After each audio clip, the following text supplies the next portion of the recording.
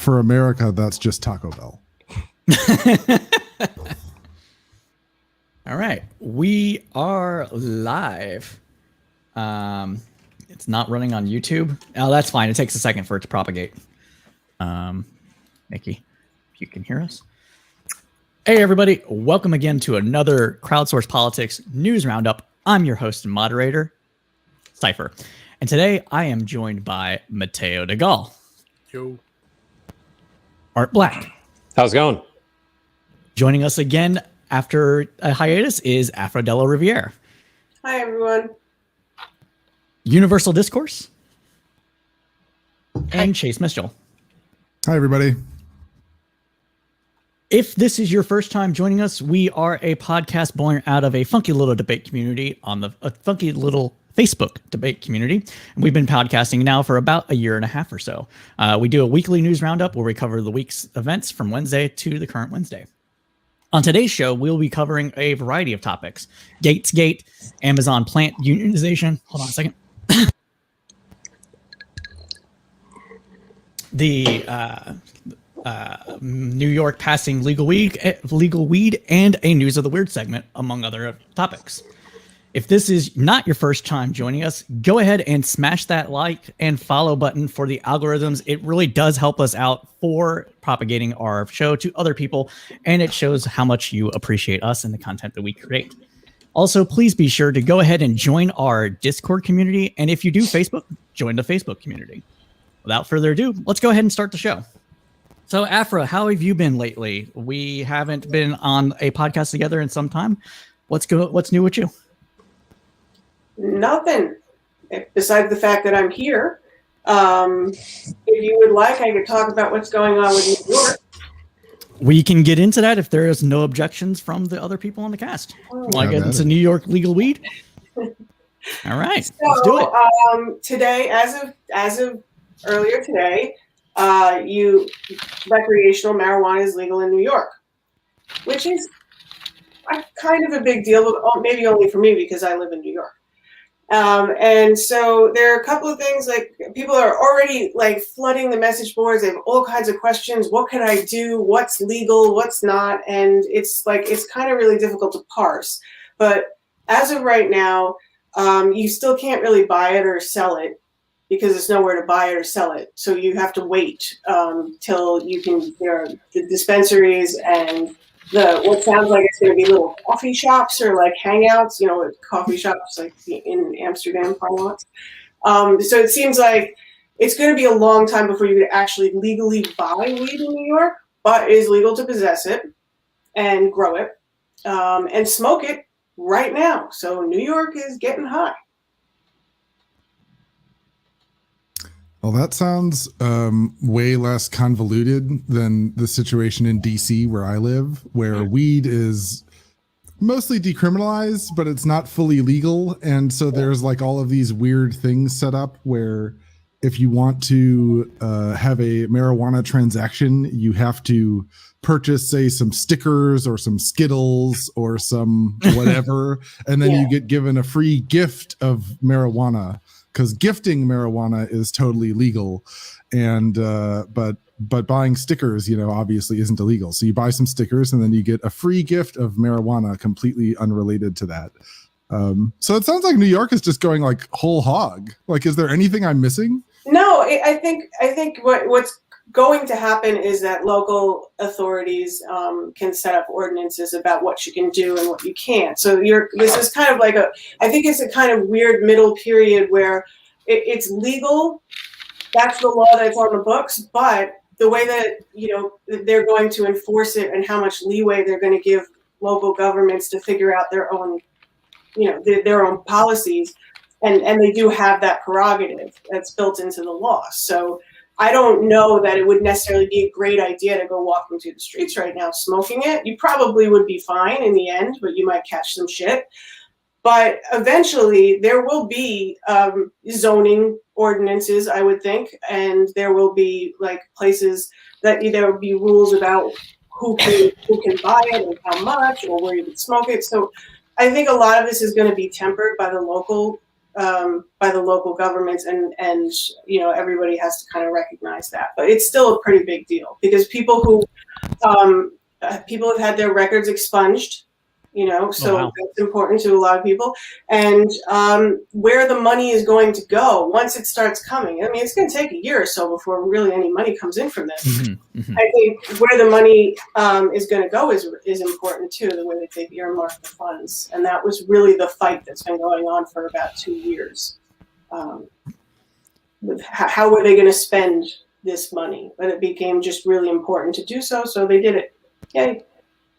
I believe that for those that may not be aware, that part or all of the money is going to equity programs. Do you know off the top of your head? It's a large percentage. So 50% of the people who can. Does anybody else want to chime in on this? No, I was just going to say the article said 40%. That's all I was going to say. No. Yeah, and I think 50% of the licenses have to go through some sort of equity program as well. Okay. So if you want, and there's limits to how much of the market the medical marijuana providers are going to be able to have also when it comes to buying up, licenses for these businesses. And it go ahead, says it's 14% sales tax. 9% of that is going toward social programs. 40% of the 9% is going toward things like education, etc., and the equity programs, among other things. I'm just wondering, they expect, over 300 million in additional tax revenues. And I'm wondering, well, since that was, capitalism basically steps in to make this policy or a law because they want extra money on their tax base or whatever. And I'm just wondering where they got their numbers from. That's either way too low or way too high. Also, they already have the regulations built into the bill. I think you can grow 3 plants at home. And they said something about 6. I forgot. There's a number. 6, yeah. 6 up to 6 something, or something rather per family. Medical marijuana is the doctor already saying, I'll write you the prescription for this. So I'm assuming they're talking about paying the doctor for the subscription, or those dispensaries. Is that where they're thinking all this, income is supposedly coming from? And actually underneath it all, my whole position is, why does this even matter? It's just weed. Who cares? Okay, I understand your point now. Why does it matter in a way that it should ever have been illegal in the first place? I thought you were saying, I just mean, why does it even matter? matter? Who cares? I'm like, well, that's a hot take. I have a total. This stuff is allergic. It will kill me if I try to have it. Why the hell does this matter? What's the major outcome? The major life-changing moment where you can smoke weed? And does it have anything to do with those people? She said recreational. I understood this to be medical marijuana. If it were recreational, I'm like, okay, I get it. What I think matters about this is, yes, they expunged the records. I am 100, 200 billion% thank God they did that. Ruined a person's life over this stupid little grass. Isn't this for recreational? Yeah. Yes. Is it for recreational? So Yes. I think the only thing that matters here is that they expunged those records. Well, I mean, you're not going to get legal weed really without the economic benefit, right? Like, just the way it's been going through every single state. It's been the economic benefits that have far outweighed the justice benefits and everything else to get more and more people on board onto legalization. Yeah. So I think the economic component is, I wouldn't say just as important, but a large part of it as well. It's always been the argument since the 70s, 60s. If you'd legalize this, you realize how much money you could make. It has always been the argument. Evidently, that one, after 50 years, finally won out. I get that. But, I mean, hoo-ha, I think the only thing that matters is they expunged those records of those people arrested for... And people in the future won't be in trouble. And they won't get in trouble. I mean, that's kind of a big deal. A little I bit? think that's huge. Oh, okay. Yeah. Another For part of life. it is that from what I understand, you can't, police can't say that they smell weed as a reason for searching cars and things like that as well. Yeah. It actually works out. Yeah, It's they really like sad. that one. All right, Even when there's no weed. can I ask a very weird question? How long has this been in the can? Like, has this been moving down the Years. pipeline in New York for a while? Cuomo's been big on it Yeah. for 3 years at Okay. least. Yeah, Okay. it's, Like, it's been about since like 2018. Okay, I was only curious because of everything else going on with Mhm. Cuomo at the moment. If this was like a Oh, let's no. get this through to you understand what I'm Yeah, implying yeah, Yeah, no, here. but this is Yeah, Congress yeah. finally giving in, and Cuomo's like, "Where have you been my whole time?" Yeah. No, This whole time. it's actually a very sweeping law. It's going to expunge the record of anyone that has any kind of marijuana charge or sexual harassment. That is actually. Oh man. But yeah, this is one of those situations where there's a lot of infighting Yeah. among the liberal left coalition about what should and should not go into the bill in order to get it legalized. And there's been issues with things like the equity programs and finding out how much money should go into the equity programs, what should be included in the equity programs, and the like. And there's no Republican support. Yeah, zero. Mhm. So How this is what I will never understand is Colorado. Like, you guys were downplaying the amount of money that gets raised in this, I think, a little bit, but like Colorado generated like what, $1 billion in tax Yes. revenue in like the first year, like was some quite a lot. absurd amount of money. And we're talking about New York City here. Like, not only is this likely to have like an effect on like local crime, but like I think the amount of money that they're going to be able to raise with this is just going to be absurd. But they still can't use banks, Yeah. right? That's a thing. I Yeah, don't know. it's still Schedule 1, I believe. yeah, Yeah, no. because of federal law, they can't. So they have to go through money transferring things and do everything in cash. So Brinks and Yeah, I mean, they're talking about New York like potentially being one of the, the world's largest markets, but the way that things have been kind of working out in the New England area is that the major cities and the vacation spots are just staying far, far away from this. They're not like, they don't want to be Amsterdam. So if you go to Massachusetts, you're not going to find dispensaries or coffee shops or anything like in Boston. They just aren't there. And I think that we don't know like how big the market and the effect it's going to have on New York is going to be until you see all these different like little rules and zoning laws and things like that. Yeah, I think municipalities can opt out, right? Yeah, I don't know. I Counties? haven't looked that much into it, but it's possible. So Northern New York, if that's the case, it's gonna be hard to find weed up north in New York, like down below like Orange County. That's where you're gonna find people with like weed. well, doesn't that just mean more money for the city then, or the cities that buttress it that It'll are just going to be- pass it? It'll be more about like where you can buy it and where you can smoke it. Like, but I don't think it'll be. I mean, the city was it's not already gonna be pretty illegal in the next zip code to smoke weed and like legal here. Although we did have that with cigarettes for a little while.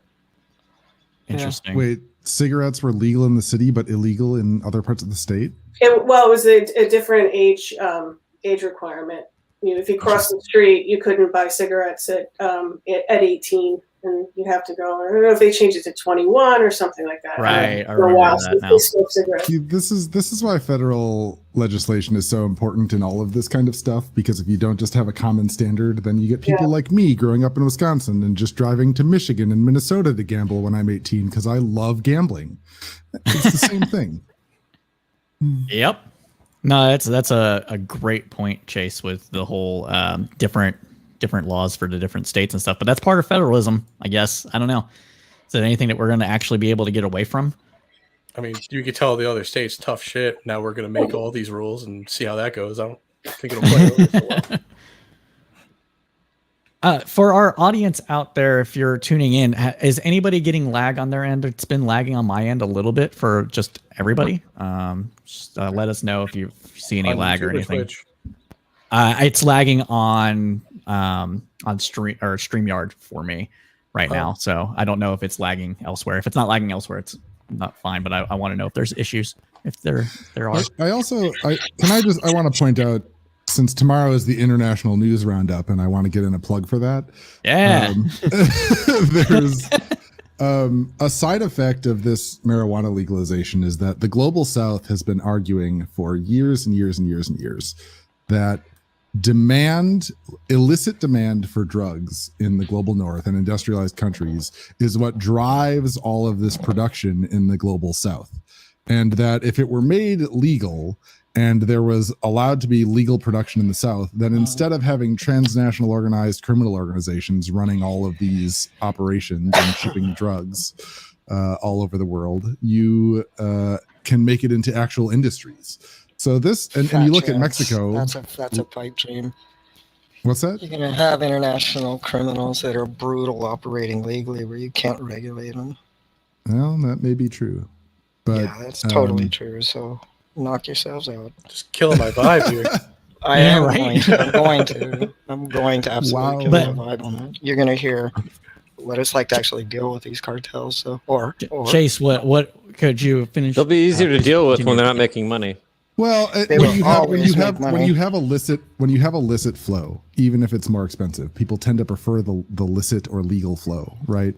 If you look at places like Colorado and Denver, like when it was legalized, it was heavily taxed, but people still preferred to go to those legal dispensaries on the whole, right?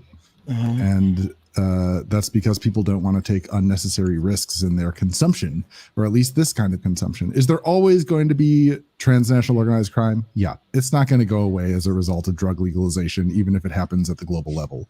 But I think this does change the state of the conversation with regards to drug production in the global south in a good way, if we continue to make progress on it. Yeah, just because it changes marginal, it doesn't mean it's not a positive. I mean, yeah, just a quick story about the old casino that I have an office next to. Used to be a big hub for rum running back in the 30s. So back in the United States, in the days of yore, alcohol was illegal, and people went to great lengths to get it. And there was organized crime that operated out of my beloved little city right here. And these days, in theory, you probably could, if you tried really hard, find some rum runners or people who were selling booze illegally. Maybe. You'd have to try pretty hard, but I guess, but the woods. But why? Like, why would you bother buying something that's legal? Like, this is just the risk reward analysis, like the way that plays out at scale. People flock towards the legal product. The illegal market dries up, and people that were able to once have very lucrative illegal careers, you just can't support it. So we've already run this experiment. This is the same argument that people have against even like having drugs illegal in the first place. We already have the example of prohibition before, during, and after, as far as what the effects of this type of ban on a product that people want to use is. It's all very clear. Like, we understand exactly what would happen with something that's illegal that we fight and then we make legal. Like, this is just, we've already walked this road before. I think the universal discourse's point, and I'm going to back her up here a little bit on this, is that we have a lot of weak states within the global south. And those weak states will probably see, at least in some of these areas, the cartels taking over the legal market and do that through a bloody kind of acquisition transaction kind of thing. They can call themselves Pfizer, Johnson & Johnson. Like, okay, so then now you're a legal corporation. They're extremely powerful organizations. They're going to get involved in it. But my point is that they won't necessarily go legit, though. They'll still probably be criminal organizations, just happen to control a legal market of the product that's going northward. Okay, so say that again. No. Say that again slowly and think it through. Think what you just said. A legal product going northward because the American demand is huge. Before that, you said that it would still be illegal. You might not like it. I said legal product going northward, but you said they that would still do illegal activities such as human trafficking and the like of that. That's what I was getting at. I might have misspoke, but that's what I was getting at. People that can make huge amounts of money legally that don't have to have that risk, like let's say oil companies. Like, oil companies in theory could do human trafficking, but they don't, because they've got a huge product line that makes them a shit ton of money, and they're not going to jeopardize that over things that aren't producing money or that are producing at a smaller scale. oil companies are not drug cartels. It's a good idea to legalize it, even though there still will be illegal marijuana. Yeah, why is operations, just like there everything still a are. magic bullet? Yeah. Like, Like Yeah. Well, no, I'm there's just- no argument that's going to really put this Mhm. down. Like in Colorado, even there are Mhm. people who sell illegal weed because it's cheaper. Yeah. They don't have to pay taxes. They don't have Mhm. to comply with all sorts of regulations. Sure. It's going to exist, but who cares? Like, still should be legal. I Fuck will it. just no. Go ahead. Go ahead. Sorry. No, go ahead. Go for it, Chase. Please. No, I just like. I feel like this is the kind of argument like we get lost in something. Like there is just no doubt. Like the benefits of legalization are going to be multifold. Like we all seem to agree on that. We're just kind of arguing about like whether or not like there's going to be some negative repercussions or like negative externalities from legalization, and like I think there will be, but like on the whole, the current situation with prohibition, and to Art's point, like we have done this experiment before. Like prohibiting something has way more net negative effects than just making it legal. yeah, and the enormity of the drug problem is not, you can't, there's no targeted solution to that. There's not going to be a single thing that solves it. And it reminds me, of arguments that I've made about other things such as prostitution and sex trafficking. But I still think, like, generally, yeah, it's a good thing. It's not magic. It's not going to fix very much. I mean, even the fact that people are going to be let out of jail or have their records expunged is great. But think about the fact that so many people after that went on to get even more of a record because of, the path that they ended up following or whatever reason. I don't want to make excuses or deny anybody's experience, but there are not a lot of people who are in jail right now for having 3 ounces of weed. So I don't know how many people this is actually going to help in the long run, like that have already experienced this, but at least it could spare some of the people in the future some of that pain. No, that's a great point. I'm just worried that people might see this as a panacea, and I'm not sure that it will be. It will be. I'm pretty sure. I mean, Okay. the biggest problem is that like, you have like these former drug cartels. Let's say, like with the rum running, we had different bootleg organizations that had people that made a lot of money off of it, and in one terrible case, they settled down and started putting their kids into politics. So Joe Kennedy was a big rum runner back in the 30s, and one of his kids wound up as president. So it is. I mean, unfortunately, that organized crime can continue on and linger, and there ain't no perfect solution, but it's way better than the alternatives. Well, I think that's a good point. You have a point you want to make? Please go ahead. The only thing I wanted is that they didn't legalize it, but decriminalized it, and that they expunged those records. That's what I wanted. Sounds like that's what they did. And for that reason only, I'm very happy they expunged those records, especially for young people and first-time offenders. I agree. That's all she- I wanted. So. Yeah, I have to say that this is like, I feel like that's kind of the wrap up of that like sub segment, but I wanted to say like, it's astonishing to me that 0 Republicans are on board, that the party of individual liberty continues to harp on this one thing. Liberty. Also, yeah, also the party of people that are freaking out over a rapper's shoes. Dude, those shoes are bomb though. Have you seen the shoes? They're I pretty saw sick. them. Yeah, that's hold yeah. on. I love the whole thing, like how people They can't freak handle out that about drip. them. That's all. That drip is fire. Hold on. I don't think I Let's put can it pull up them on there. off, but Pull this up. those shoes are bomb. I'm gonna pull it up for y'all because these shoes. If you have not seen these shoes, you're kind of under a rock. But to be fair, I live under one too. So, where is it? There it is. Ah, that's not the right one. Whatever. Anyways, you guys can see it, right? No, that's it. Yeah. It's got the pentagram. It's got the drop of human blood in the bubble Right at the there. bottom. I can't There. see it. Where are you showing me? Let me get over. Human Oh, blood black part. pair of tennis shoes. Yeah, they're Satan shoes. Oh yeah, The the little same Nas shoes. X. Very scandalous. Oh yeah. Okay. It's a deep scandal. And then it was what, Nike? Hey, Yeah. Messing with powers he doesn't understand. Yeah, Nike. Nike Fire has of the Christ power compels to- you. The power of Nike's legal team. The power of Nike compels you. And the rapper That's says, actually- we are legion. Wow. And it also says Satan can't get thee behind us now because he's flying in those shoes. So, oh no. Right. The whole power dynamic has shifted. There's been some kind of screwed up inversion. I'm not sure. A law of the universe might have been violated. I don't think they're bomb. I think they're ugly. But They're He's no famous. different than Respect one your Kevin opinion, He's no Garnett. famous. matter how long it he can is. afford to make a better looking shoe now. He's absolutely famous. I mean, he's But- been famous for a while. I Those are just gross like shoes. that They're ugly. people are upset that there's a drop of human blood in it when all Nikes are made with human blood. Like, they're made with child, they're made with child Enjoy labor. your slave shoes. That's Enjoy your only slave when the machine's shoes, right? shut Like- down like- and there's an accident, sir. We Just gotta greasing keep the line machinery. running. You got to keep the Yeah. line running. If there's an Did you accident, guys can have some did you blood. guys hear about Nike's legal battle around it? It's actually Yes. a little bit Yeah. interesting. I So was. Ni- We have to talk about that. Go ahead, please. Yeah, so Nike is now suing Lil Nas X and the company. I forget the name of it. I think it's Mischief. Yes. But it's spelled with like missing some vowels because we live in a weird era where vowels are bad. So what they did is they bought all of these shoes, like they bought these shoes retail, and then like as art pieces customized every single pair of the shoes to like produce a new art piece that they literally had all this cool stuff in. They made them black, they added the blood. These are like literally pieces of art, and now Nike is suing and saying that they are infringing on their trademark because they are selling Nikes. So they literally took something, like made it into a piece of art basically, and are selling it in a serialized way.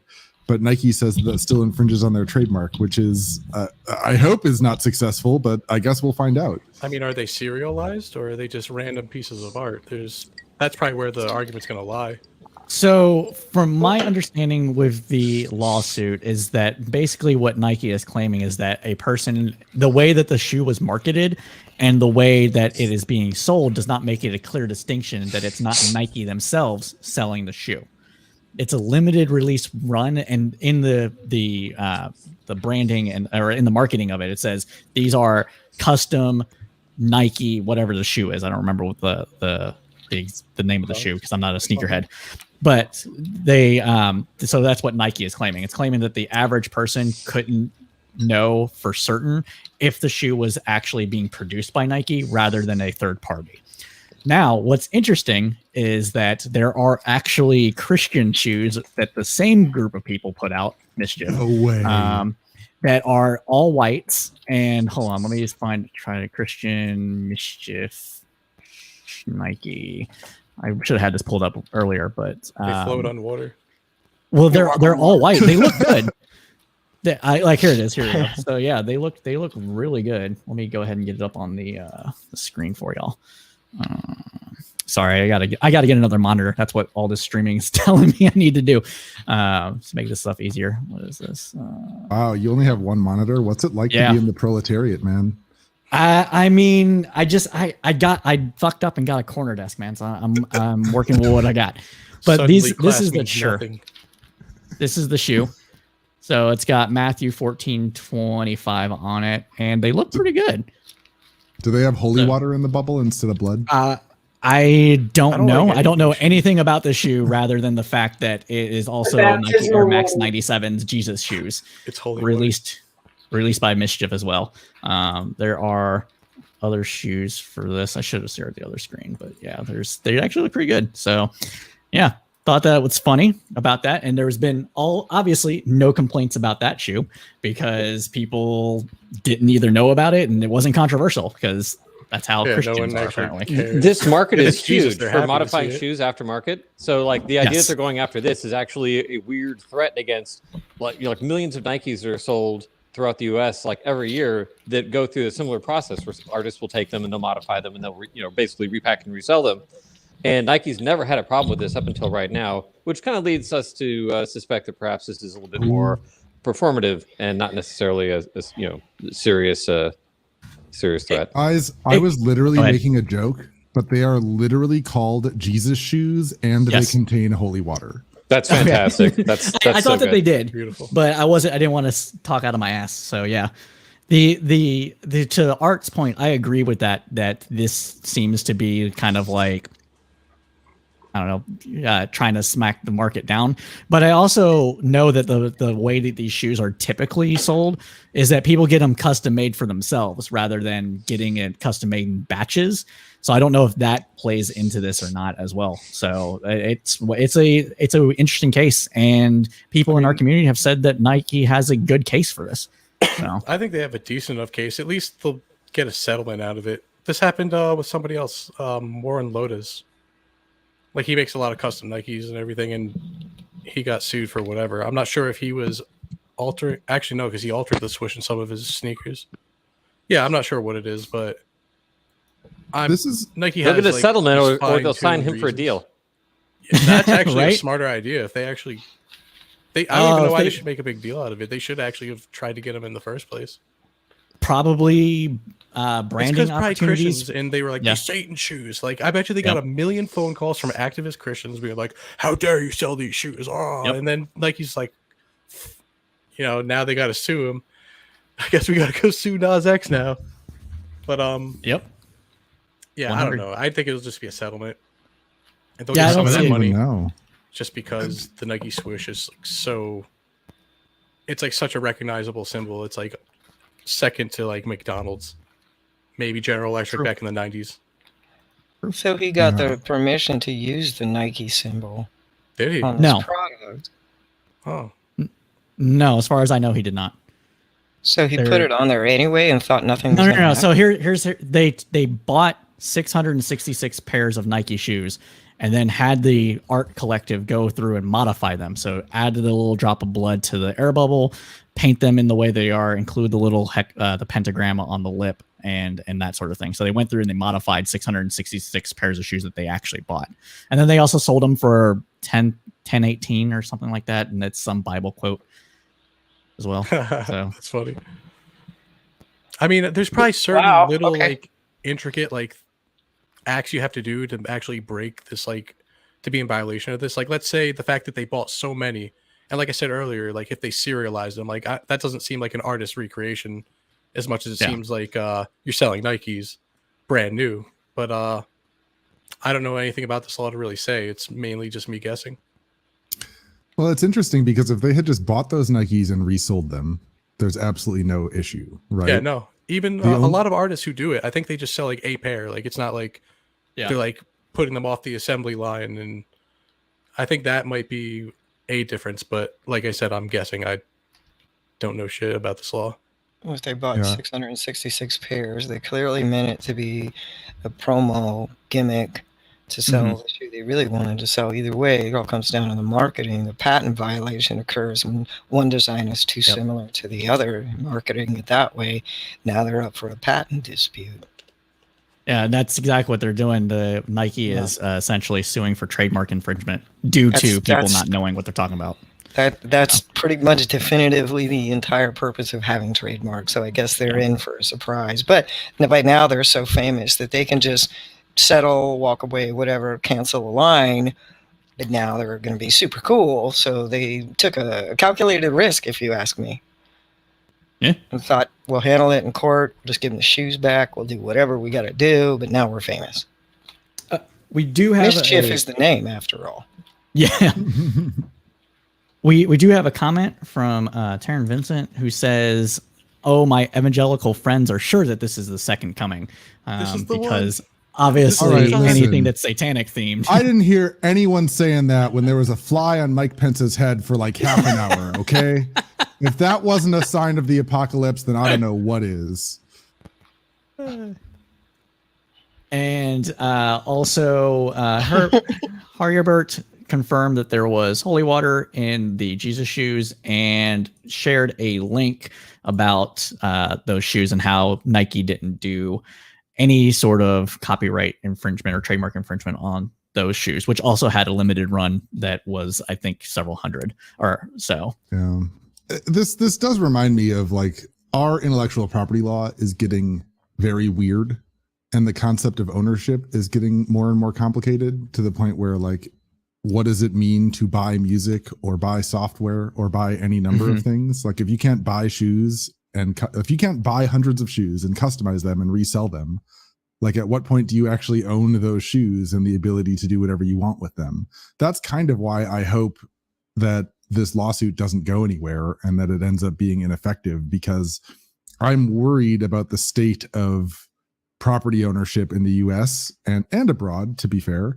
Like when people can buy a license to a video game, they aren't actually owning the video game. And then if they modify it, then run afoul of, you know, some terms of service. Like as more and more things become digitalized and softwareized, this is going to be more and more of a conceptual problem. And if it's happening with physical shoes, I don't see what prevents it from happening with literally anything else. Well, we've had victories with Apple being in the jailbreaking thing.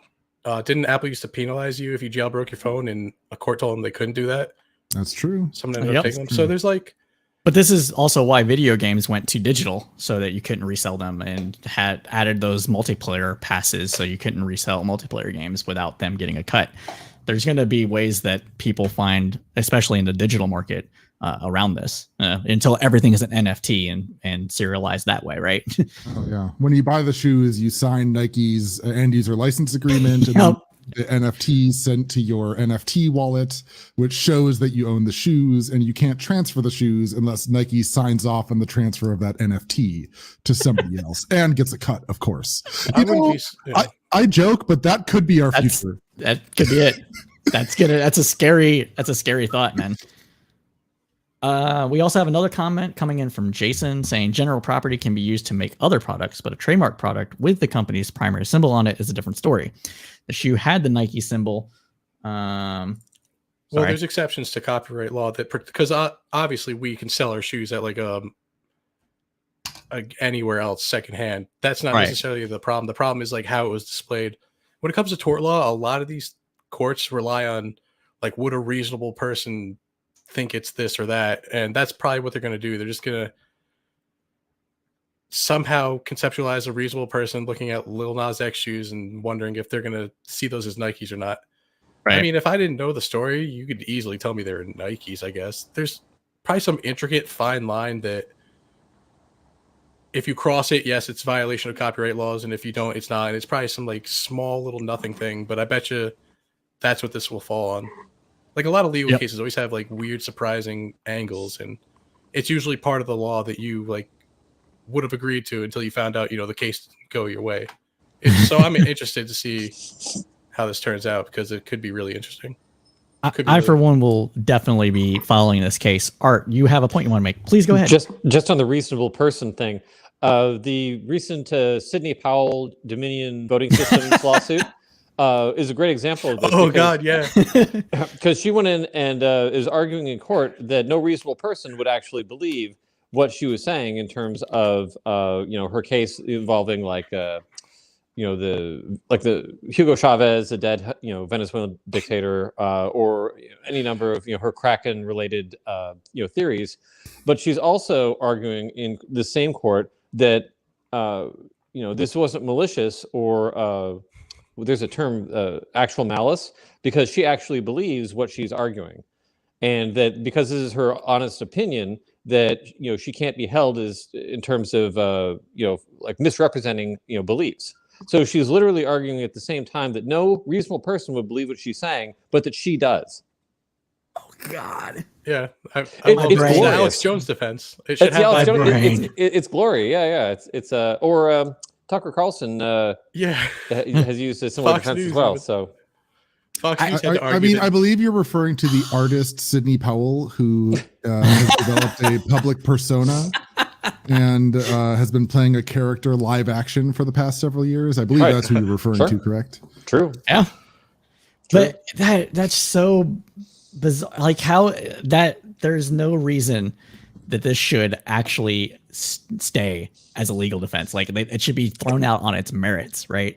But I could see some old judge be like, oh yeah, that makes sense, because people are stupid. Or she's so crazy. Like, well, that was really stupid stuff you said. Like, I would love to be the judge who had to like talk to her about that. Be like, yeah, you sound like such an idiot that no reasonable person would believe you. Like, just give her what she said. I mean, they're not wrong. Yeah, if you're arguing that you're a You wanna lunatic argue that? Fine. and that We'll just you have berate you. that you're totally unreasonable and reasonable people shouldn't listen to you, but you just happen to believe that shit, then I mean, yeah, but that really should reframe the whole discussion for everybody, much like with the Alex Jones, the Tucker Carlson, or these other guys that have pulled this in court as well, and said, "Hey, no reasonable person would believe this. This is just an act. I am just full of it. Like this is nonsense." And in their cases, yeah, I mean, it seemed to have worked. It might work for Powell as well, but it's just shocking that you have these tens of millions of people that still more or less believe these people, and it kind of makes you have to reframe what you even consider a reasonable person is. If you can pull that off in court successfully. South of the Mason-Dixon line, reasonable becomes a little different. Hey, now we can't be making fun of Southerners. We'll piss off our community. Let's be real. But no, like I think that's wow. If you don't know who Legal Eagle is, you should go ahead and check them out. They don't know this podcast or anything like that. This is just personal, like plug-in. I'm sure they do. I'm sure. Yeah. Okay. DC resident Yes. Devin Stone, aka Legal Eagle. Yes, he does a great legal wrap up on all these things, and he talks about this pretty extensively on his channel. So go ahead and check that out. I highly recommend. What else? So we talked about trademark. We talked about trademark. We talked about New York. We talked about Lil Nas X. We should probably talk about the infrastructure plan that just came out. Yeah. All right. Everybody good with that one now? Yeah. So does anybody want to talk about it? If not, I'll go ahead and do it. I think it's a really good time. I mean, go ahead, Mateo. Sorry.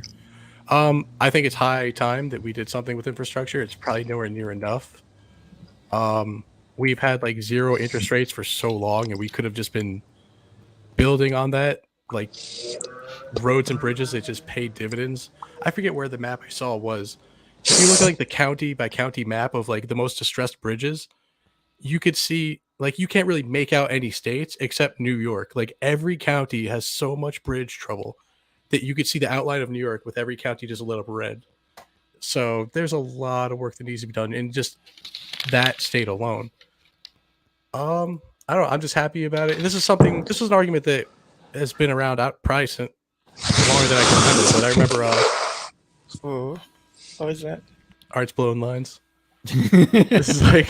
Sorry, I thought No, it was we thought you were joking about the cocaine, but now we understand why you're so blowing my nose. Sorry. He's like, I'm just blowing my nose, you guys. Anyways, Mateo, were you done making your point? If so, For the most part, yeah. Okay. Chase, please go ahead. This, I may be making too broad a statement, but it feels like the era of small government is over. And we are about to go on a wild journey to test whether or not modern monetary theory in practice is as some of the economists have said it is. There is no longer a party, and there really hasn't been for a little while now, that is, fiscal austerity, keep the deficit down, whatever. That party no longer exists in the United States of America. I happen to believe that this bill is actually pretty awesome because I happen to kind of come from a very long dead, like fiscal conservative school of thought that like investing in infrastructure and education and like reaping the benefits in the long term is the best way to ensure the long-term economic viability of your country. But people don't talk like that anymore. People just focus on deficits one year and not the long term. And I am just really excited that we are going to figure this out and we're spending it, or hopefully I just can't imagine this not passing in some way. Like we're going to get something. And I'm really excited about it. I'm excited to see what happens, and I'm excited to see what we get. To that end, please be sure to go ahead and check out our episode on modern monetary theory, episode 16, Modern Monetary Theory, or How I Learned to Stop Worrying and Love the Debt.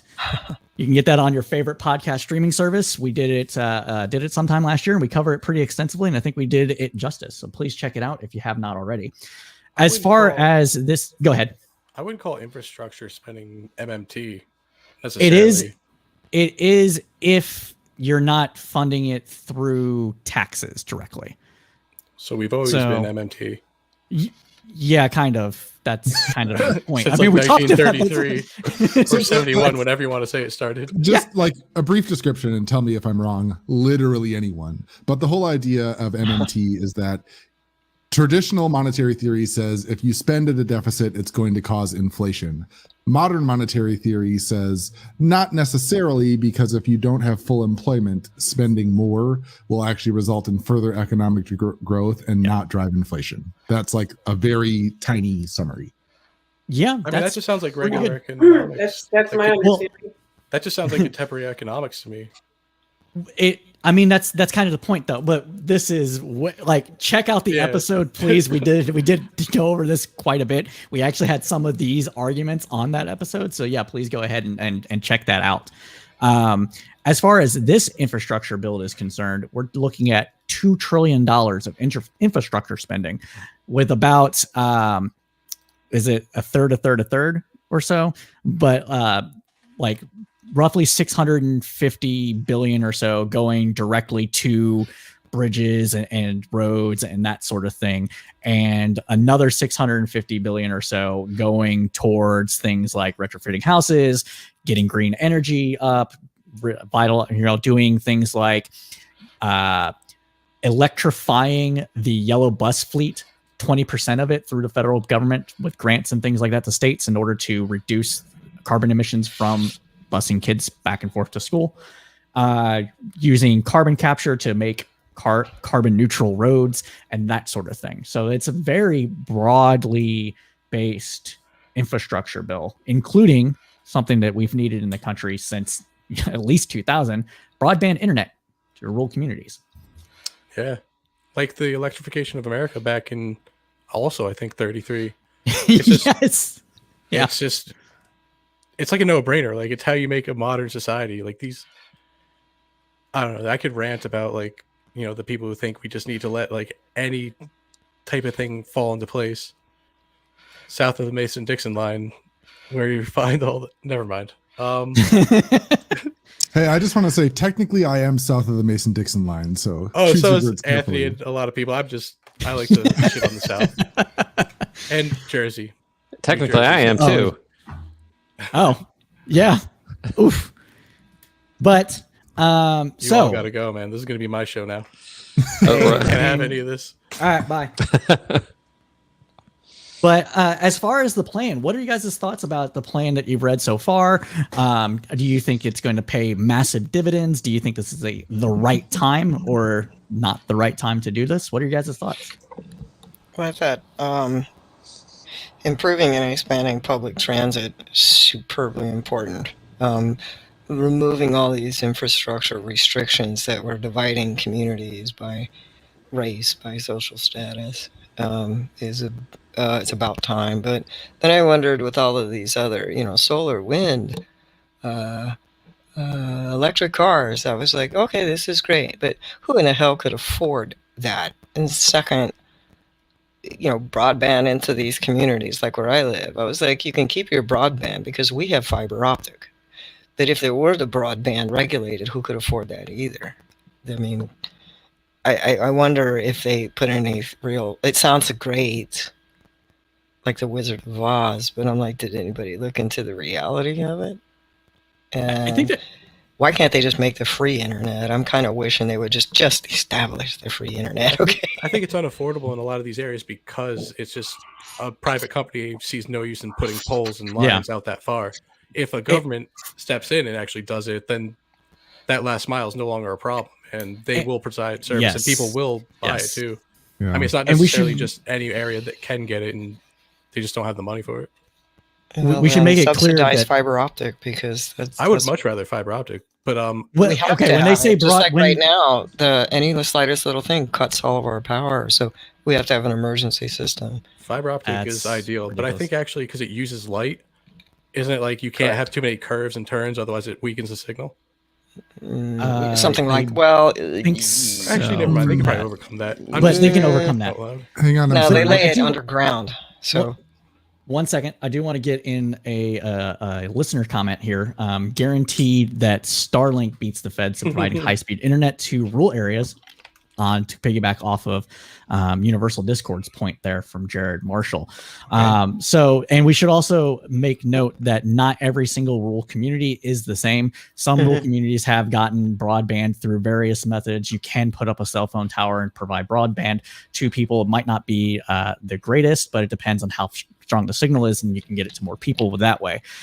Also to note that it's not just broadband. That's just what the government calls all like higher speed internet. They're going with broadband as a baseline, but it's not, the money's not just going to those initiatives.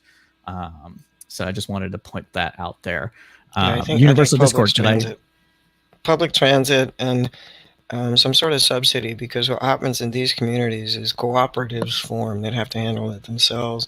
They're already here, they've already built, they're already providing. They can easily expand. Subsidizing them which would be like rewarding them for local effort, one, collective effort, two, the public transit system upgrade and expansion, and getting those barriers to unrestricted movement. For those, I applaud. It's about time. And on that note, the way the federal government is, at least in this plan, is seeking to do that is with partnering with these groups and local organizations. A lot of it's being done through grants. It's not just the government coming in and saying, do this thing this way. It's going through a process similar to Race to the Top. From what I understand of it now, that could change because obviously this is a plan. This isn't what's going through Congress right now. So this is subject to change. We got another comment from Hybert.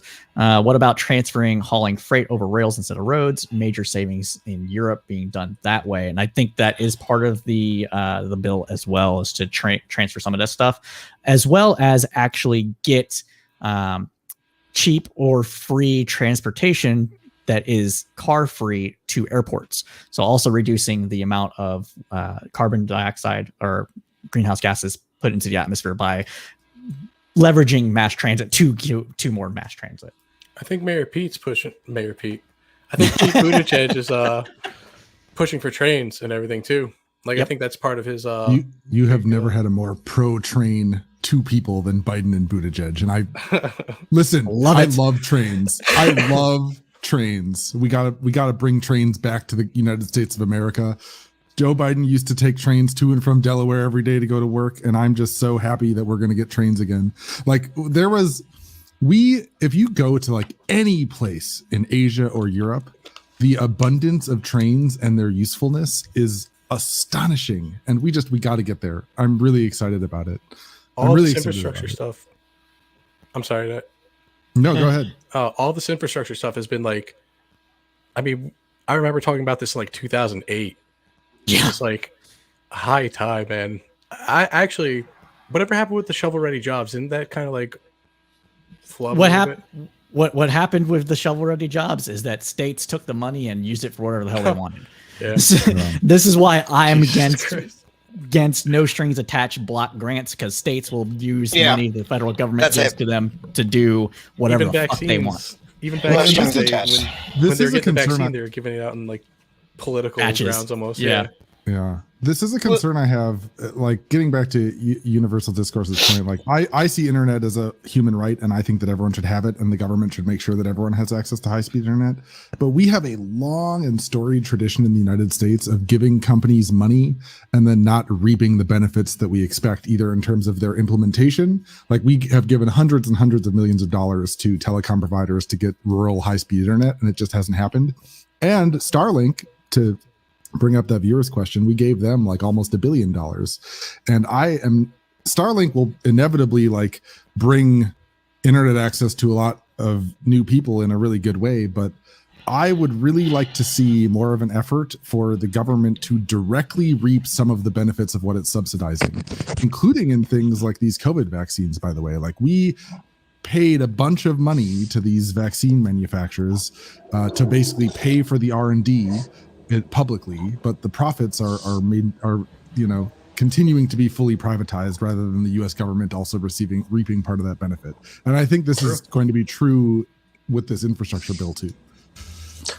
All right, Honorable please go mention ahead. to the F-35 Lightning II by Lockheed Martin.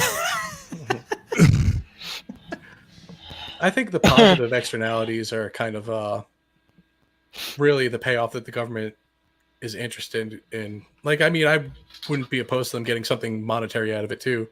But when you really look at just the benefits of having all this, it's like payoff enough for a public entity, I feel like. I mean, it's up to them. It's their prerogative. They could set up a deal where they actually are entitled to certain, like, I guess, money or whatever from something. If you establish these things and you establish these nodes and hubs with your internet, your broadband, for instance, they could then access it instead of having to pay on other backbones. It would save them money. Also, if you're going to do wind and solar and electric, I think one of the ways you could pay the government back is that you agree to allow surplus to be held in reserve for what they need. The way you can sell extra solar cells back to the electric company so that people using these commodities, utilities, whatever, actually generates a surplus at no extra charge to the federal government.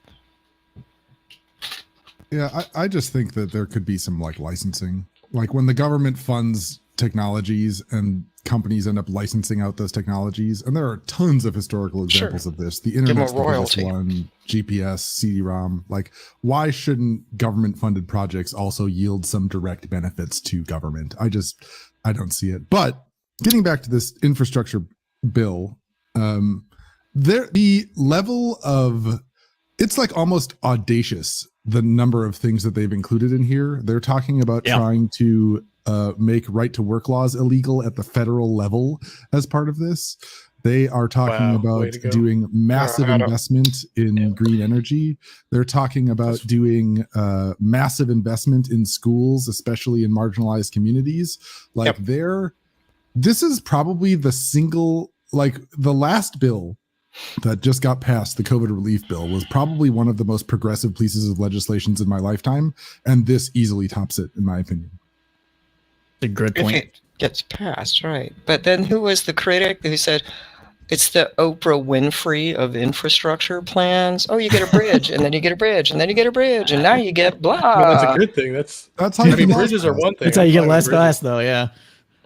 Yeah, it was like Oprah Winfrey. I was like, oh, just, okay, dry up and blow away already. Come on. Oh, my God. That meme rates itself.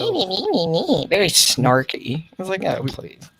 We have a comment. Okay. I was just gonna say we have a comment coming to Universal Discord's points from D Steele, saying that Senator Mitch McConnell slams tax hike in Biden's $2 trillion infrastructure bill, says he's unlikely to support it. That's another issue. Afra, please go ahead. Oh, no, I was just going to say, I think that this is great. It's been a long time since we had an infrastructure week, and we know how that just brings everybody together. And it sounds like this infrastructure week was pretty comprehensive and hopefully better than the last few that we've had. Well, that's true. Universal Discord, you had a point you wanted to make. Please go ahead with that one as well. A lot of what he's putting out right now sounds very good on paper. It comes down to can they cooperate with local collective cooperative initiatives that people have had to do because the government didn't come in as a cohort? Can they do that? Is it realistic? Are they going to put restrictions on the block grants, which is rife with discrimination and just keeps the whole problem going? It's always how are they going to implement it? How are they going to do it? And it looks like that's not going to be done today, 2 years, 10 years. Those kind of infrastructure revisions take decades. Do we have some special means of doing this that nobody's telling us about?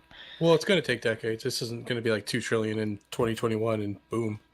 This is going to be a long time.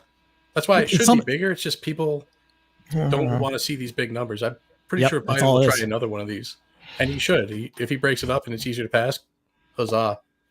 And that's why this wasn't included inside the COVID bill, and why the COVID bill didn't include other things. Because this isn't COVID. So the COVID bill was not just the COVID bill wasn't just the COVID bill; it was the government's. It was a government spending bill as well. Let's throw So- in with the COVID stuff and hope that'll get people past it. Right, but my point is that was to piggyback off of yours and give it validity. It's like if you do it piecemeal, the overall price tag doesn't change, but people are like, oh yeah, okay, $2 trillion for infrastructure, that's not so bad. $2 trillion for this, yeah, okay, we can probably do that. Like that's how you get these kind of things to pass when people cannot fathom these large sticker prices. Yeah. It's not just getting it to pass. Let's get it to pass. Let's say it cost $2 and it got to pass. The fact is, either way, nobody is going to get behind it until they actually see some change. And second, any subsequent administration, since we've got this fiasco football game instead of a government, are any of the subsequent administrations ever going to get behind it, or they're going to let it fall fallow, which is a political strategy, since they'll shut the government down. What's to say they won't just kick this whole bill to the curb because of their politics?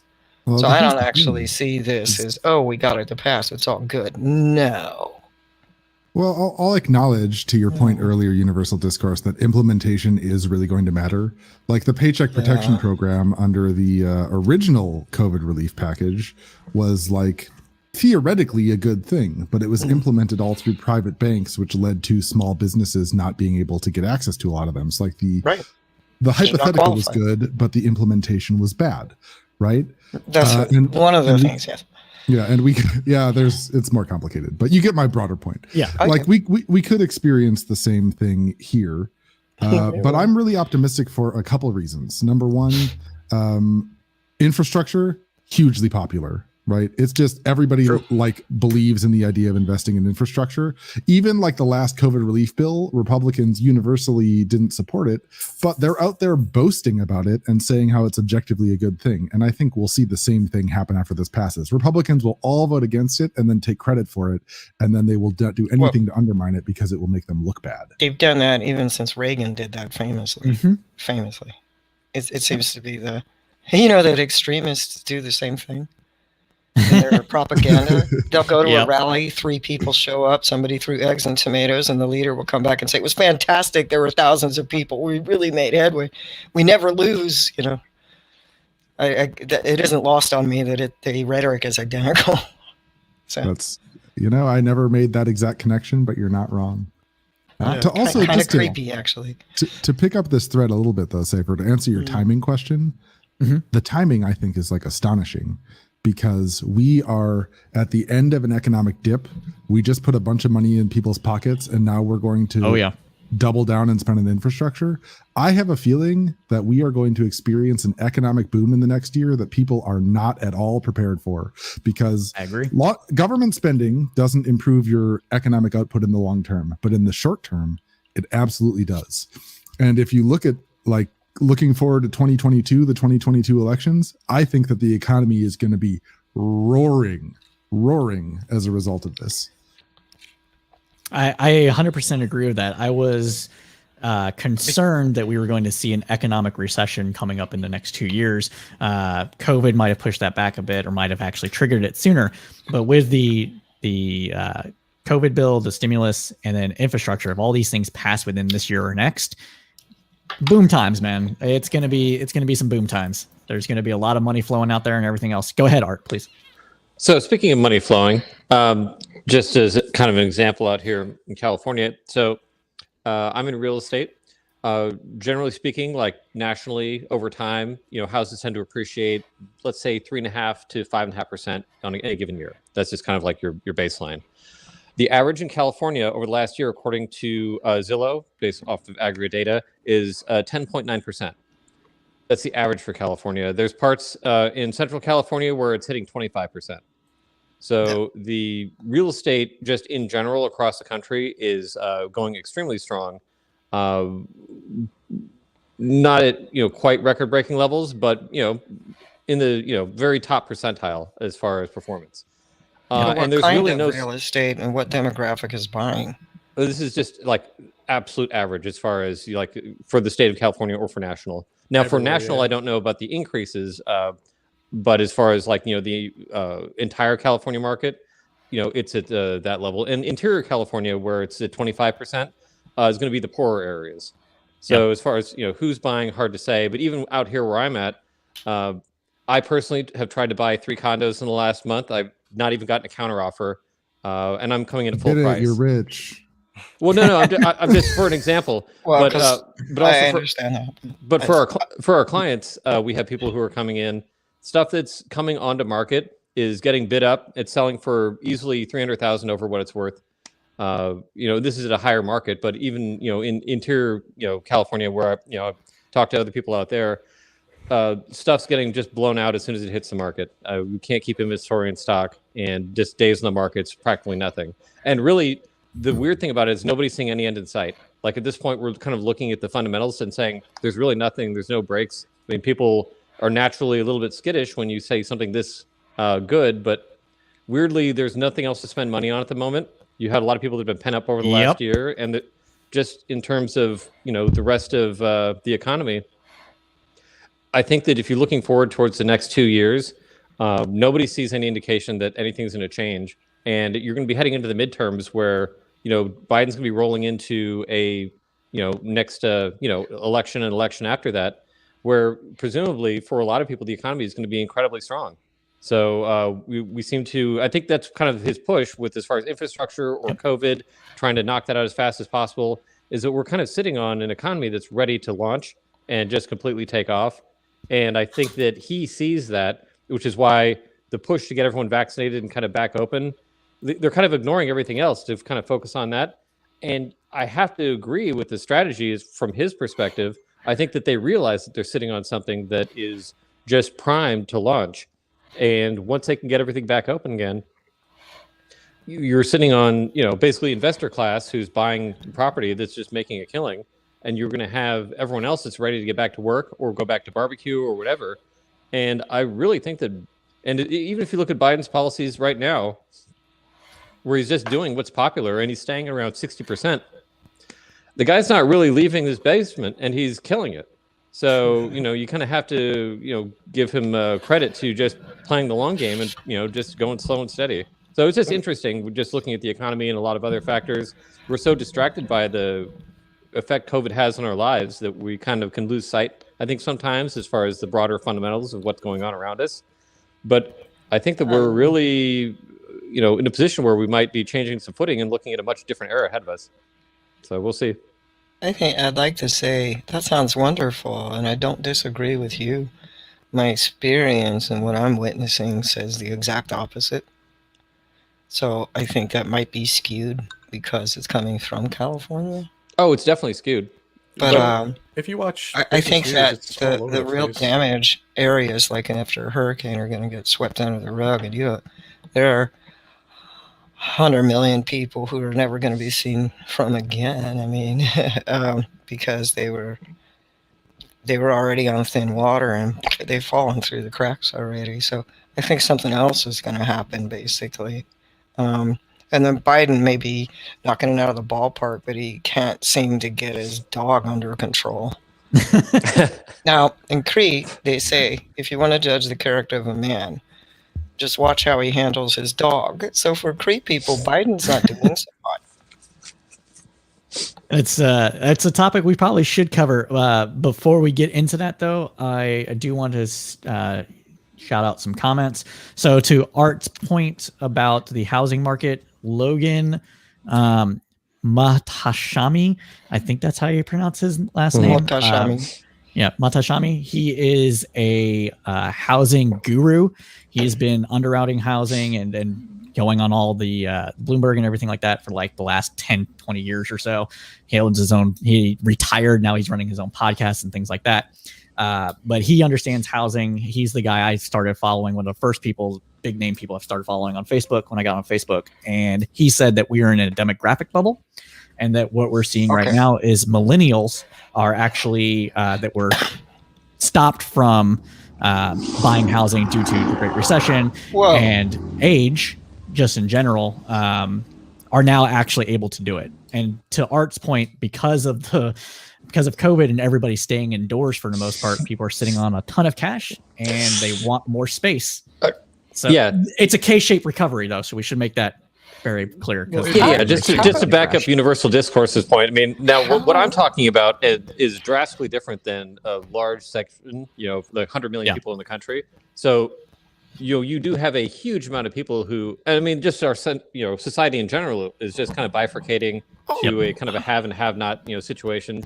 So unfortunately, a lot of the have-nots vote Republican, and they're totally happy with just getting blasted economically, so long as they can stick it to the libs. So like, honestly, like I don't, as far as that goes, I don't know what to tell them.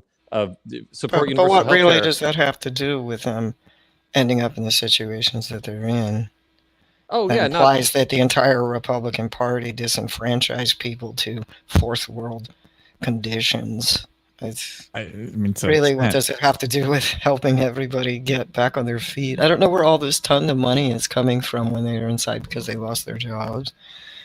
Well, that's why I wanted to. I be want to clear see where the real about that.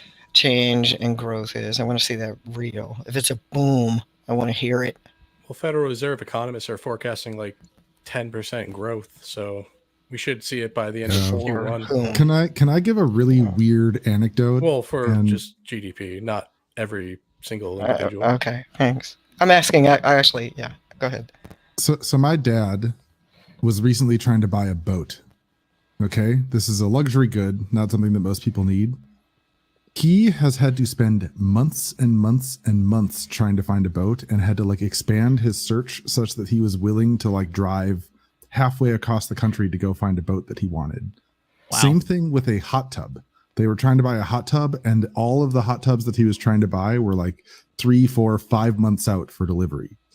Well, There's something going on that is not being paid attention to. Yeah. And Personal all of income. a sudden, when things like open up, I feel like all of the spending that is currently getting funneled into things like housing and luxury goods, suddenly when that gets spread across the entire economy, I just don't see how we don't have something like a high single or even double-digit growth would be absurd for the United States. I don't know if I'm that optimistic. It's wild to even hear those. That's numbers. like 1990s China level, I don't know about that.